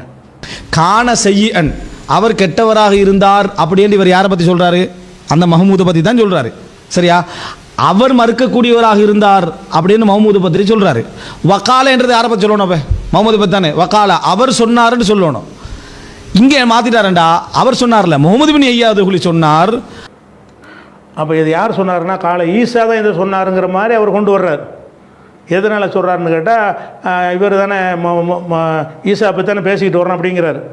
இது வந்து முகமது நபி யஹ்யா ஒரு கிதாபை எழுதி அவருடைய கிதாபில் இந்த வாசகத்தை கொண்டு வந்து இருந்தார்னு சொன்னால் காலை இவர் சில ஹதீஸ்களை மறுத்திருக்கிறாரு. காண செய்யன் கெட்டவராக இருந்தார் காலை அவர் சொன்னார், அது அவரை நோக்கி திரும்பும். இது எப்படி இருக்குன்னு கேட்டால் முகமது நபி யஹ்யா சொன்ன அந்த பாரா வந்து தஹ்தீபுல் கமாலில் எடுத்து போடுறார். தஹ்தீபுல் கமால் தான் இதுக்கு ஆசிரியர். அவர் எப்படி போடுறாரு, முதல்ல கால முகமதுன்னு ஒன்று சொல்லிட்டாரு, காலன்னா மேலும் சொன்னார். அவர் தான் சொல்கிறாரு கால முகமதுன்னு ஆரம்பிச்சிட்டார்ல, கால மேலும் சொன்னார்னு என்ன அர்த்தம். அப்போ இந்த கித்தாபு வந்து முகமது நபி யஹ்யாவுடைய கித்தாபில் இருந்தால் தான் இந்த காலவுக்கு நீங்கள் சொல்கிற அர்த்தம் வரும்.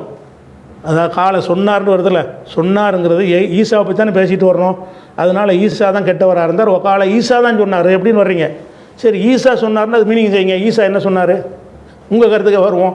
ஈசா என்ன சொன்னார், உதுகில் அழைகின்றாரா, அதுக்கு என்ன அர்த்தம். இப்போ ஈசா சொன்னது உதுகில் அழகின்னு ஈசா சொல்லுவாரா, நீக்கப்பட்டுச்சும்பாரா. உதுகில் அழகின்றால பொய்யின்னு அவரை ஒத்துக்கிறான்னு வருத. உதுகில் அழகினான்னு அர்த்தம் கொண்டு சேர்த்து விட்டாங்க. ஈசாவே சொல்லிட்டாருன்னு வைங்க, அப்போ என்னவாச்சு, ரெண்டு பேருக்கு நடுவில் ஒரு ஆளை நுழைச்சி விட்டாங்கன்னு அர்த்தமாகுது. ஈசா சொல்ல முடியாது. ஈசா சொன்னாலும் உங்களுக்கு என்ன பாயிண்ட்டு, ஈசாவே சொல்லியிருக்கட்டுமே, இன்னும் வலுவாகி போயிடுது. ஈசா சொல்லியிருந்தாலும் அந்த சொல்ல யார் சொல்லியிருந்தாலும் சரி, சேர்க்கிற விஷயம் இருக்கா நீக்கிற விஷயம் இருக்காங்க. சேர்க்கிறது தான் இருக்குது, சேர்க்கிற குற்றச்சாட்டு தான். அதான குற்றச்சாட்டு வைக்கிறீங்க. அப்போ வந்து ரெண்டுக்கு நாள் ஒரு ஆளை சேர்த்துட்டாருங்கிற ஒரு குற்றச்சாட்டு, அது சேர்த்துட்டாருங்கிற ஒரு நுழைக்கப்பட்டது தானே வரது அர்த்தம் செய்கிறீங்க. நுழைத்தான் அர்த்தம் செய்கிறோம் நாங்கள். ரெண்டு பெரிய தப்புலாம் கிடையாது, கிராமர் பிரகாரம் ரெண்டும் செய்யலாம். அதுக்கு முன்னே சொல்ல போனால் மாரூஃபாக அர்த்தம் செய்வதற்கு வாய்ப்பு இருந்தால் மஜ்ஹூலுக்கு போகக்கூடாது. அது சரியான முறை செய்வினையாக அர்த்தம் செய்ய வழி இருக்கும் பொழுது செயற்பாட்டு வினைக்கு போகக்கூடாது. செய்வினைக்கு வழி இல்லைன்றதான் செயற்பாட்டு வினைக்கு போய் போடணும். உங்கள் கருத்துப்படி அதையும் ஏற்றுக்கிறேன், கிராமர் படி உள்ளதுனால ரெண்டையுமே வச்சுக்கிடுவோம். இப்போ வந்து இந்த சொல்ல யார் சொன்னால் தான் உங்களுக்கு என்ன. ஆனால் இது ஈசா முகமது சொன்னது தான். ஏன் சொன்னதுன்னான்னு கேட்டால் அங்கே ஒரு காலை மேலும் காலை அழகாக அத்து பொருந்தி போகுது. சொன்னார், மேலும் சொன்னார், இதையும் சொன்னார், இதையும் முகமது நபி சொல்லியிருக்கிறாரு, வக்கால மேலும் சொன்னார். இந்த வாசகம் முகமது நபி யஹ்யாவுடைய கித்தாப்பில் உள்ள வாசகம் கிடையாது, அவர் சொன்ன வாசகத்தை தஹ்தீபுல் கமாலில் போட்டிருக்கிற வாசகம்.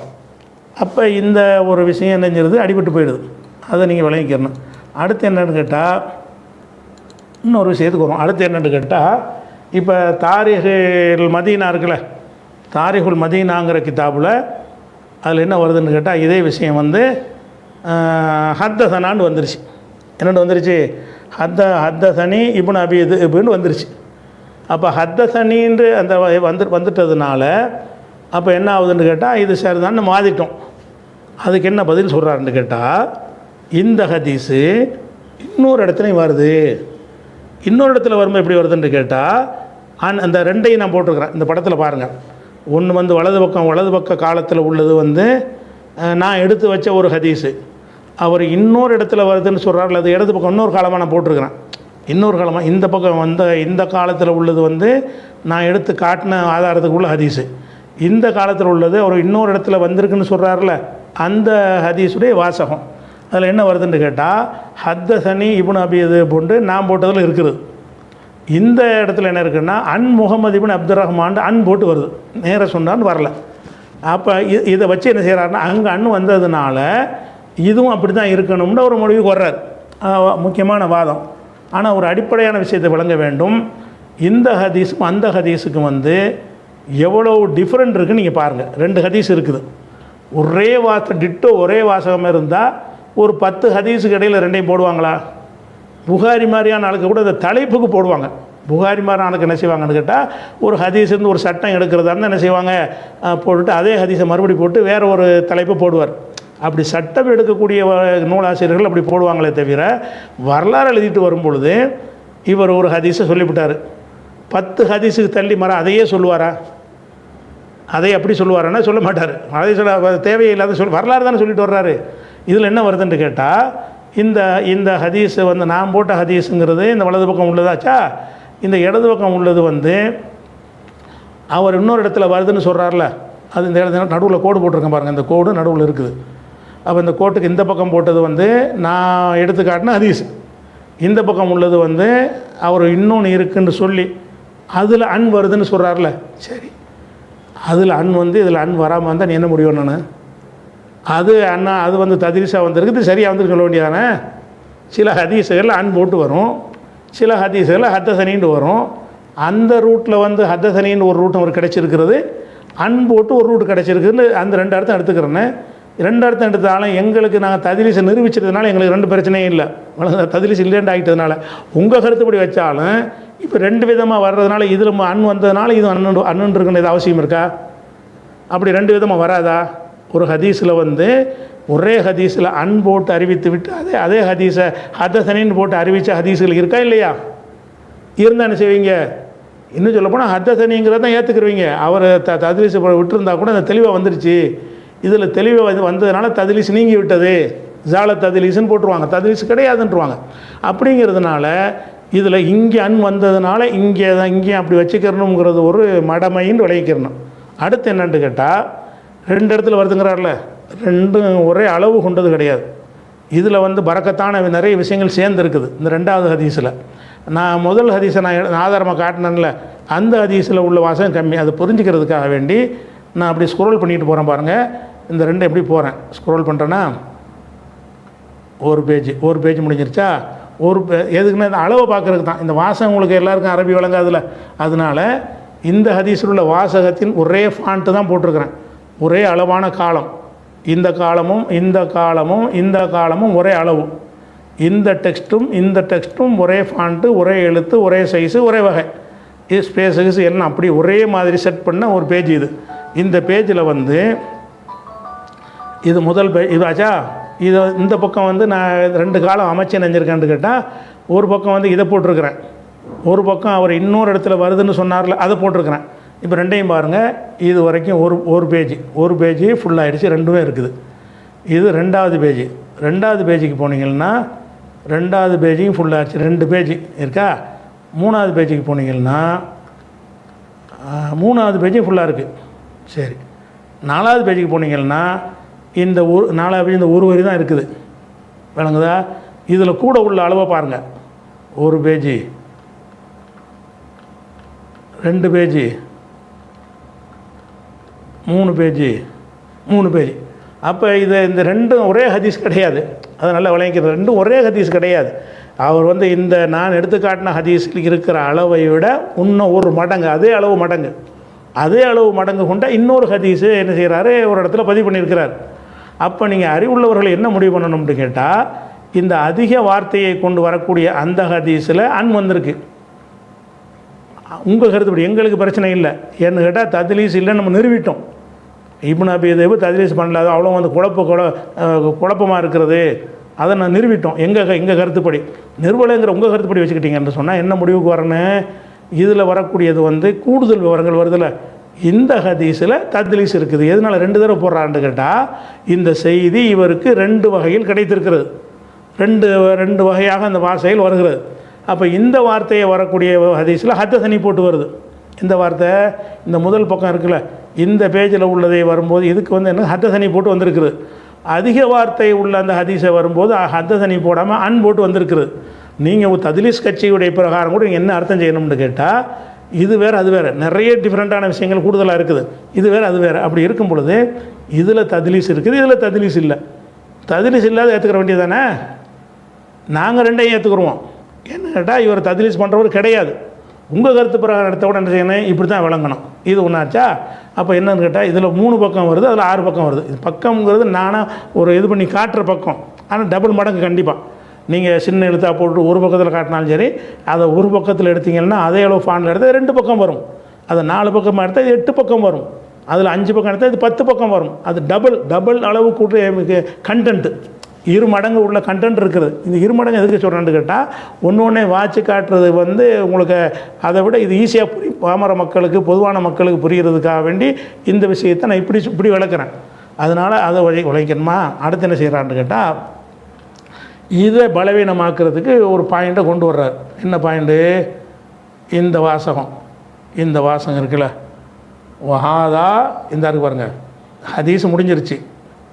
இந்த முதல்ல உள்ள ஹதீஸ் இருக்குல்ல, நாம் ஆதாரமாக காட்டின ஹதீஸு, அந்த ஹதீஸ் முடிஞ்ச உடனே ஒரு 2.5 வரி வருது. 2.5 வரி வாசகம் வருது. அந்த 2.5 வரி என்ன வருதுன்னு கேட்டால், இந்த ஒரு 2 வரி, இந்த 1/2 வரி இந்த கீழே இருக்குது, அடுத்த பேஜில் இருக்குது. சரியா? இதில் என்ன வருதுன்னு கேட்டால், இந்த ஹதீஸை ஒரு போட்டுவிட்டு கீழே ஒரு குறிப்பு இருக்குது. இந்த குறிப்பை பார்த்தீங்கன்னு சொன்னால் கண்டிப்பாக இவர் எழுதியிருக்க மாட்டாருங்கிற மாதிரி தான் இருக்குது. இதை நான் சொல்லலை, அவரே அதை சொல்கிறார். அப்படி இருக்குங்கிற. எப்படி பாருங்கள், அதாவது ஹத்ததனான்ற வார்த்தை இடம்பெற்றிருக்கு பிரிண்டிங்கில். சரியா? கீழே ஒரு நோட் வருது, அந்த புத்தக தொடர்ச்சியில் நோட் ஒன்று வருது. அந்த நோட்டு எழுதுறதும் நூலாசிரியர் தான். சரியா? நூலாசிரியர் தான் அந்த நோட்டையும் என்ன செய்கிறாரு, எழுதுகிறாரு. ஆனால் அவருக்கு மௌலவி பிஜேக்கு குழப்பமாகிறதுக்கு காரணம் இருக்கு. ஏண்டா பிரிண்டில் அப்படி இருந்தால் இந்த நோட்டை எழுதலாம், புத்தகத்தில் அப்படி இருந்தால் இந்த நோட்டை எழுதலாம். அதனால் அவர் என்ன சொல்கிறார், இந்த நோட்டு ஆசிரியர் எழுதினாரா அல்லது இந்த புத்தகத்தை பிரிண்ட் பண்ணவங்க எழுதினாங்கன்னு தெரியலை அப்படின்றாரு. அப்போ என்ன செய்கிறாரு, குறிப்புக்கும் ஹதீஸும் சம்மந்தம் இல்லைங்கிறார். ஏன்னு கேட்டால், ஹதீஸுடைய வாசகத்தில் இந்த குறிப்பில் சொல்ல மாதிரியான குறைபாடு தென்படாமல் கீழே குறிப்பு எழுதியிருக்கு. அதனால் நான் என்ன செஞ்சேன், இதுக்கு அவர் எழுதியிருக்க முடியாதுன்னு நான் நினைக்கிறேன். இப்போவும் நினைக்கிறேன். இது ஏதோ இடைச்சர்கள் ஒரு கிதாப்லையும் செய்வாங்க அப்படின்னு நான் என்ன செய்யலை, அதை கூட வாதமாக வைக்கலை. ஒன்று இடைச்சர்கள் எழுதியிருந்தாலும் சரிதான், இந்த நூலாசிரியரை எழுதியிருந்தாலும் சரிதான். அதில் நான் வைக்கிற கேள்வி வேறு கேள்வி வைக்கிறேன். அவர் எழுதினாரா இவ்வளோ தினம் வாதம் பண்ணிகிட்டு இருந்தோம்னு சொன்னால், இவர் வகி வந்த மாதிரி அவர் கிதாப்லாம் இருக்குன்றுவார். வணங்குதா? இந்த வாசகத்தை வச்சு நம்ம சந்தேகப்படலாம். இந்த வாசகம் இந்த ஹதீஸு கீழே அவரே சொல்கிறார்ல, இந்த விமர்சனத்துக்கு அதுக்கு பொருந்தலைங்கிறார். பொருந்தாத விமர்சனத்தை வைக்கிறார். என்ன வருதுன்னா, ஹாதா இது ஹதீஸுன் கசீரு தஹ்லீத், அதிக குழப்பமுள்ள ஒரு ஹதீஸு அப்படிங்கிறார். ஒன்று கீழே உள்ள நோட்ஸ். இது முன்கருள் இஸ்னாது மறுக்கப்படக்கூடியதாக இருக்கிறது. இதை விட வலுவான ஒரு செய்திக்கு இது மாற்றமாக இருக்கிறது. லா யோரஃபு சாஹிபு உள்ளதி ரவாஹு அனிபினி அபிதேபின், அபுதேபு வழியாக அறிவித்ததாக இங்கே சொல்லப்படுகிறதுல அவர் யாரென அறியப்படாதவர், அவரை பற்றி விவரம் இல்லை. அம்மா இப்னு அபிதேப் இருக்கார்ல, அவர்கிட்ட இந்த அறிவிக்கிறாள் தான் யாருன்னு தெரியலை. இப்னு அபிதேபை பொறுத்த வரைக்கும் ஒமன் ஃபவுகஹு, அதுக்கு மேலே உள்ளவர்களை பொறுத்தவரையும் அக்வியாவு, அவங்கெல்லாம் வலுவானவர்கள். இதுதான் அதில் உள்ள குறிப்பு. இந்த குறிப்பு அவரும் ஒத்துக்கிறார், நானும் ஒத்துக்கிறேன். இந்த குறிப்பு இந்த ஹதீஸுக்கு உள்ள குறிப்பு இல்லை. கருத்தை பற்றி பார்த்தீங்கன்னு சொன்னால் இந்த ஹதீஸுடைய குறிப்பு இல்லை. ஏன் இல்லைங்கிறோம்னு கேட்டால், அப்போ சனதுக்கு ஆரம்பத்துக்கு வாங்க, இந்த ஹதீஸுடைய வாசகத்துக்கு வாங்க. இந்த ஹதீஸுடைய ஆரம்பம் என்ன வருது? இது ஆரம்பம். ஹத்தஸனா முஹம்மது இப்னு யூசுப் இப்னு சுலைமான், முஹம்மது இப்னு யூசுப் இப்னு சுலைமான் அறிவித்தார். 1. அஹ்மது இப்னு மன்சூர் ரமாதி, அஹ்மது இப்னு மன்சூர் ரமாதியும் என்பவரும் 2 பேர் இவருக்கு அறிவிச்சிருக்கிறாங்க. இந்த 2 பேரில் முஹம்மது இப்னு யூசுப் சுலைமான்கிறவர் பலவீனமான ஆள். ஆனால் 2 பேர் அறிவிச்சிருக்கிறனால அதை விட்டு இவர் அறிவிச்சு எடுத்துக்கிறோம். அப்போ அஹ்மது இப்னு மன்சூர் ரமாதிங்கிறவர் அறிவிச்சிருக்காரா? காலா, இந்த 2 பேரும் சொன்னார்கள். ஒரு விஷயமாச்சா? சரி. அப்போ இந்த அஹ்மது இப்னு மன்சூர் ரமாதிங்கிறவர் யாருன்னு தெரிஞ்சாலே தெரியாதாளா? நம்பகமான ஆள் என்பதற்கு அவர் மறுக்க முடியாது, யார் மறுக்க முடியாது, நம்பகமான ஆள் தான். காலா 2 பேரும் சொன்னாங்க. ஹத்தஸனா ஹிஷாம் இப்னு அம்மார் இப்னு நுலைர், ஹிஷாம் இப்னு அம்மார் இப்னு அறிவித்தார் எங்களுக்குன்னு அவர் சொல்கிறார். ஹிஷாமை சொல்கிறார். ஹிஷாம் யாருன்னு தெரிஞ்சாலும் தெரியாதாளா? தெரிஞ்சால்தான். அவர் சொல்கிறார், ஹத்தஸனா முகமது இப்னு ஈசா, முகமது ஈசா நமக்கு அறிவித்தார். இவர்கிட்டையும் குறை கிடையாது. தத்ரீஸ் பண்ண குறை தான் இவங்க கூட சொல்கிறாங்க. அவருடைய நம்பகத்தன்மைக்கு உள்ள குறை கிடையாது.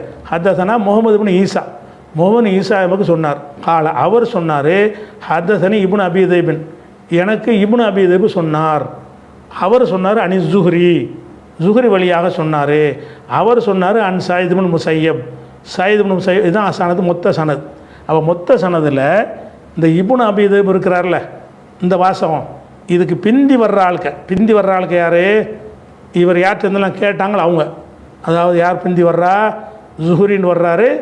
ஜுஹ்ரி வந்து சயீத்கிட்ட போய் கேட்குறார், சயீத் இப்னு முஸையப்கிட்ட கேட்குறார். அப்போ இவங்கெல்லாம் கரெக்டாக இந்த இப்னு அபி தைபுக்கு பிந்தி வந்த ஆளுக்கு இருக்காங்கல்ல, மேலே உள்ளவர்கள் வந்து நம்பகமானவர்களாக இருக்கிறார்கள் அப்படிங்கிறார். அதில் நமக்கு மறுப்பு இல்லை, நம்பகமானவர் தான் இருக்கிறாங்க.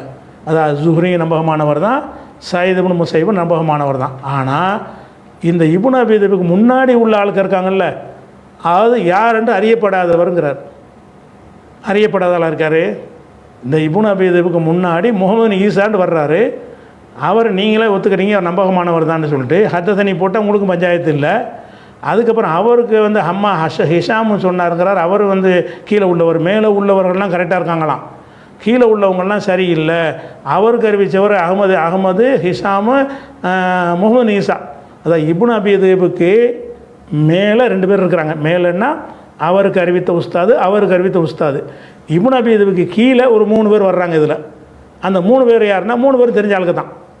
இப்படி தெரிஞ்ச ஆளுக்களை போட்டுவிட்டு இதுக்கு மேலே உள்ள ஆளுக்கு கீழே உள்ள ஆளுக்கு தெரியாதுன்னு சொல்லுவாங்களா யாராச்சும்? தெரிஞ்ச ஆளுக்கு தான் போட்டிருக்காரு அவரை. இவங்களாம் தெரிஞ்ச ஆளுக்கு தான். யார்? முகமது ஈசா தெரிஞ்ச ஆள், ஹதீஸ்களை அறிஞர்களுக்கு. ஹிஷாம் இப்னு அம்மார் தெரிஞ்ச ஒரு ஆள், அஹ்மது இப்னு மன்சூர் ரமாதிங்கிறவர் தெரிஞ்ச ஒரு ஆள். இவங்க தெரிஞ்ச ஒரு 3 பேர் அங்கே வந்திருக்கிறாங்க.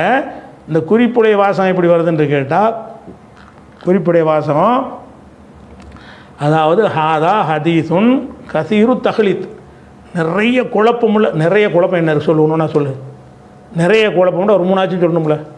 என்ன 3 குழப்பம் இருக்குது? கரெக்டான ஹதீஸை போட்டிருக்காரு, சனதை கரெக்டாக போட்டிருக்காரு, ஹதீஸனா போட்டிருக்காரு, ஒரு குறையுமே இல்லாமல் அறிவிச்சு போட்டு அவரே வந்து அது என்ன அந்த உள்ள சொல்கிற குறையில் இருக்கணும்ல. ஹாதா ஹதீஸுன் கசீரு தஹ்லீத், அதிகமான குழப்பம் ஏற்படுத்தப்பட்ட ஒரு ஹதீஸ்னால் ஒன்று சொல்லி என்னென்ன குழப்பம்? அதில் இந்த ஹதீஸில் என்ன குழப்பம்? ஒரு குழப்பமே இல்லை. முன்கருண் நிராகரிக்க ஒன்றுமே இல்லை. அப்போ முன்கருள் இஸ்னாதி அது லா யூரஃபு அறியப்பட மாட்டார். சாஹிப் உள்ளது ரவாஹு அனிபின் அபி தைபின், இப்னு அபி தைப் வழியாக அறிவிக்கிறாரே அந்த ஈசா, அவர் அறியப்படாதவர். உங்கள் கருத்துப்படி அறியப்படாதவரா? அவர் அறியப்பட்டவர், தத்லீஸ் பண்ணுறவர் தானே சொல்லிட்டு இருந்தீங்க. இவர் அறியப்படாதவன்னு சொல்கிறாரு. உங்கள் கருத்து பிரகாரமே அந்த இவர் வந்து அவருடைய மாணவர் வர்றார்ல ஈசாங்கிறவர் யார் கிடையாது? அறியப்படாதவர், அறியப்பட்டவர். அவருடைய ஹதீஸுகள் புகாரில் உட்பட பல நூல்களில் வந்திருக்கிறது. இந்த இடத்துல தத்லீஸ் பண்ணிட்டாருங்கிற இல்லாத ஒன்று சொல்லி தானே குற்றம் சுமத்துனீங்க. அந்த அடிப்படையில் பார்த்தீங்கன்னா உங்கள் கருத்து பிரகாரம் அறியப்பட்டவர் அறியப்படாதவரா?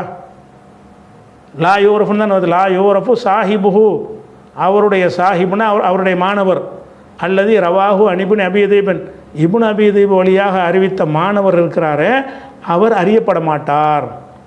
அம்மா இப்னு அபி தைபின், இப்னு அபி தைப் அவர்களும் ஒமன் ஃபௌகஹும் மேலே உள்ளவர்களும் ஃபாக்குவியா வலுவானவர்கள்ங்கிறார். ஆனால் அவர் போட்ட ஹதீஸில் எல்லாம் வலுவாக இருக்கிறாங்க. அவர் ஹதீஸ் போட்ட ஹதீஸில் எல்லாரும் வலுவாக இருக்கிறாங்க.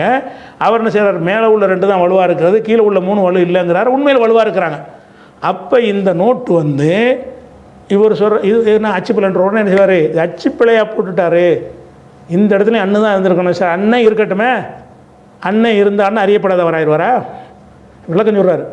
என்னவா இது வந்து இந்த ஹதீஸ் வந்து அச்சுப்பிள்ளை வந்து விட்டது, இங்கேயும் அன் போட்டிங்கன்னா அந்த விமர்சனம் கரெக்டாக வருங்கிறார். அப்பவும் கரெக்டாக வராது. ஏன்? அனிபினி அபியதுன்னு நீங்கள் வந்துருச்சுன்னு வைங்க ஹத்தசனிக்கு பதிலாக, அப்போ முகமது ஈசாங்கிறது அறியப்படாதவரா? அதை முகமது ஈசா என்ன செய்கிறாரு? அனிபினி அபியதுன்னு சொன்னதாக இந்த ஹதீஸில் இருப்பதாக வைத்துக்கொள்வோம். அப்படி வச்சாலும் இந்த நோட்ஸ் பொருந்தாது. இந்த நோட்ஸ் வந்து எந்த அர்த்தம் வச்சாலும் பொருந்தாது. ஏன்னு கேட்டால் இந்த நோட்ஸில் சொன்ன மாதிரியாக அந்த ஹதீஸ் இல்லை. என்ன குறை சொல்கிறாருன்னு கேட்டால், லா யூரஃபு சாஹிபு உள்ளது ரவாஹு அனிபின் அபி தைபின், அபி தைப் வழியாக அறிவித்திருக்கிற அவருடைய மாணவர் அறியப்பட மாட்டார். அப்போ அன் போட்டு அறியப்படாதுன்னு அர்த்தமா? எப்படி சொல்லியிருப்பார்? அவர் தத்லீஸ் செய்யணும்னு சொல்லியிருப்பார், அவர் முதல்லிசுன் அப்படிலாம் சொல்லியிருப்பார். ஆள் யாருன்னு தெரியாதுங்கிறார. அப்போ தான் வழங்கணும் இது வந்து ஷியாக்களுடைய விளையாட்டு இங்கே இருக்குது. இந்த நூலாசிரியர் எழுதாமல் இது வந்து வலுவாக நிற்கித, அதில் தத்லீசன் பண்ணி பார்த்தா உடைச்சிட்டாங்கன்னா இது வந்து நிற்கணுமே என்பதற்காக வேண்டி சம்பந்தமில்லாத, அவரே சம்பந்தமில்லைங்கிற அந்த கருத்து வரலங்கிறார். சம்பந்தமில்லாத ஒரு வரியை 2 வரியை கொண்டு போய் நுழைச்சிருக்கிறார்கள். இதை நாங்கள் சொல்லலாம், நுழைச்சிருக்காரு. ஏன்னு கேட்டால் பொருந்தலை, நீ நான் ஒத்துக்கிட்டேன், இதுக்கு அதுக்கு பொருந்தலை. அப்போ உங்கள் கருத்து பிரகாரம் என்ன சொல்கிறாருன்னு கேட்டால், இந்த விமர்சனத்தை வைத்துக்கொண்டு என்ன முடிவு பண்ணணுமா, இங்கே மிஸ்டேக்கு அச்சுப்பிழை, அச்சுப்பிழை தான், மறுபடியும் அச்சுப்பிழையாக ஹத்தசனி என்பதற்கு பதிலாக அன்னு தான் இருந்திருக்கும்.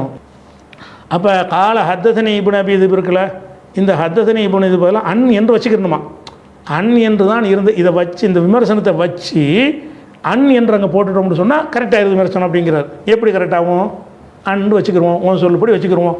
அனிபின் அபீ திப்னு வந்துருச்சு. அனிபின் அபீ திப்னு யார் சொல்கிறா, ஈசபின் சுமை சொல்கிறார். ஈசபின் முகமது பின் ஈசா சொல்கிறார். முகமது ஈசா இதை சொல்லும்போது கீழே விமர்சனம் வருது, லா யூர், அவர் யாருன்னு தெரியாதுன்னு. முகமது ஈசா தெரியாதாளா, தெரிந்தவரா? உங்கள் கருத்து பிரகாரம் கூட ததிலிசை கொண்டு அறியப்பட்டவர் தானே, ததிலிசை கொண்டு அறியப்பட்டவர். ஹத்தசனான்னு சொன்னால் அதுவும் ஏற்கத்தக்கவர் தானே உங்கள் கருத்து பிரகாரமும். அப்போ நீங்கள் சொன்ன அந்த குறிப்பில் உள்ள அந்த விமர்சனம் வந்து இந்த ஹதீஸுக்கு பொருந்தாது. ஆனால் இவர் என்ன செய்கிறாரு, இந்த விமர்சனத்தை வச்சுக்கிட்டு அது அன் என்று வச்சுக்கிட்டால் பொருந்துங்கிறார். இப்பவும் பொருந்தாது. அன் என்று வச்சு கொண்டாலும் அனிபின் அபீ திப்னு போட்டாலும் முகமது ஈசா யார் இல்லைன்னு ஆயிருமா, தெரியாதல் ஆயிடுவாருண்ணா. முகமது ஈசான்னு வருதில்ல, இந்த முகமது ஈசாங்கிற ஒரு ஆள் வந்து யாருன்னு தெரியாதவர் எப்படி ஆவார்? இவரை தெரியும், ஹிஷாமை தெரியும், அகமது பின் மன்சூரை தெரியும், 3 பேருமே தெரிஞ்ச ஆளுக்கு தான். இவருடைய உஸ்தாது மாணவர்கள் யாருன்னு அறியப்படாதவர்கள் அந்த குறிப்பு சரியாக வருமா? அப்போ தான் என்ன செய்கிறாங்கன்னா, இந்த ஹதீஸை கொண்டு நின்றும் என்கிற காரணத்துக்காக வேண்டி ஏதோ ஷியாக்கள் என்ன செஞ்சுருக்காங்கன்னா, ஏதோ ஒரு பிரதியில் நோண்டி செஞ்சுருப்பாங்கன்னு சொல்லலாம். இதுக்கு மூலப்பிரதியை கொண்டாந்து காட்ட தேவையே இல்லை. ஏன்னு கேட்டால் மாற்றமாக இருக்குல்ல, இதுக்கு வந்து மூலப்பிரதியை காட்ட வேண்டிய மூலப்பிரதியை காட்டினா கூட இதை மறுக்கலாம். ஏன்னு கேட்டால் இது கண்டிப்பாக அதை வந்து நுழைச்சி தான் இருப்பாங்க. காரணம் என்ன, இவர் சொன்னபடி அறியப்படாதவர் இல்லையே. ஹத்தசனின்னு போட்டாலும் சரி, அன் போட்டாலும் சரி, முகமது ஈசா தானே அறிவிக்கிறாரே, பேரை சொல்லிவிட்டாரே. பேரை சொல்லாமல் இருந்தால் தான் யாருன்னு தெரியும். அப்போ என்னென்ன யாருன்னு தெரியாத ஒரு நிலையில் ஒரு ரஜுலுன்னு போட்டால் தான் என்ன செய்யணும், அறியப்படாதவர்னு சொல்லணும். இப்போ நல்லா இன்னொருக்க கவனிங்க, இந்த இப்னு அபீ திப் என்கிறவர் இதை அறிவிக்கிறாரு, ஜுஹ்ரிட்ட அறிவிக்கிறாரு, சயீதுட்ட அறிவிக்கிறாரு. இவங்க 3 பேரும் கரெக்ட் தான், இந்த 3 பேரும் கரெக்ட் தான். இதுக்கு கீழே வர்ற 3 பேர் வந்து கரெக்ட் இல்லைங்கிறாரு. கீழே உள்ள ஆளுக்கு யார், முகமது ஈசா ஒன்று, ஹிஷாம் இப்னு அம்மார் ஒன்று, அகமது பின் மன்சூர் ஒன்று. இந்த 3 பேர் வந்து என்ன இல்லை, சரியில்லைன்னு சொல்கிறார். அந்த 3ல் குறிப்பாக இவரை சொல்கிறார். முகமது ஈசா இவருடைய மாணவர் இவர் தானே, இப்னு அபீ திப்புடைய மாணவர் வந்து யாருன்னு தெரியலைங்கிறார். இப்போ யாருன்னு தெரியுதா தெரியலையா, இது அன் என்ற வச்சுக்கொள்ளுவோம். அப்பவும் யாருன்னு தெரியுதா தெரியலையா, இவர் சொன்ன அந்த விமர்சனம் இது ஹத்தசனைன்னு வச்சாலும் இந்த விமர்சனம் தப்பாக இருக்குது, அன் என்று வச்சாலும் தப்பாக இருக்குது. அப்போ என்னன்னு கேட்டால், இது வயிற்றில் முஜாஹிது மாதிரி என்ன சில ஆளுக்கு அந்த காலத்தில் இருந்திருப்பாங்கல்ல, அவங்க இடிக்குது. இதை என்ன மாதிரி ஆக்குறது, 2 வரி எழுதி விடு, முன்கொள் வாயில் வந்து எழுது, அப்படி தெரியுதா அல்லது அந்த நூலாசிரியர் எழுத மாதிரி தெரியுதா? உங்கள் அறிவுக்கு சிந்திங்க. இந்த ஹதீஸில் அறியப்படாதவரை கிடையாது, கரெக்டாக ஹத்தசனி போட்டிருக்கிறாரு. எல்லாம் நல்ல ஆட்களாக இருக்கிறாங்க. நல்ல ஆட்களை கொண்டு ஒரு ஹதீஸை போட்டுவிட்டு இது யாருன்னு தெரியலேன்னு எழுதியிருப்பாரே, ஆனால் அவர் எழுதியிருப்பாரா? இருக்க மாட்டார். உங்கள் லாஜிக் தான் லாஜிக்குங்கிறது. லாஜிக்கில் செஞ்சு பார்த்தீங்கன்னு சொன்னால் அப்போ என்னன்னு கேட்டால், இது அன் போட்டாலும் இந்த ஹதீஸு சரியானது தான், அன் போட்டாலும் இந்த நோட்டில் கொடுக்குற அந்த விமர்சனம் வந்து சரியில்லை, ஹத்தசனின்னு போட்டாலும் நோட்டில் கொடுக்குற விமர்சனம் சரியில்லை. அப்படிங்கிறதுனால இது இவர் என்ன செய்கிறார், இப்போ அச்சுப்பிள்ளையில் ஒன்றாவது அச்சுப்பிள்ளை நோய் பிடிச்சிருக்கு அவருக்கு. இப்போ என்ன செய்கிறாரு, ஹத்தசனிங்கிற இடத்துல அன் போட்டு பாருங்க, கரெக்டாக வராதுப்பா. ஹத்தசனிங்கிற இடத்துல அன்னை போட்டாலும் வராது. ஏன், அதில் உள்ள விமர்சனம் என்ன, மேலே உள்ள ஆள் யாருன்னு தெரியாதுங்கிறாரு. இன்னும் அன் போட்டாலும் தெரியுமே, அனிபின் அபீ திப்னு போட்டாலும் முகமது ஈசாங்கிற மாறாத. அப்போ இவருடைய மாணவர் முகமது ஈசான்னு வந்துருச்சு.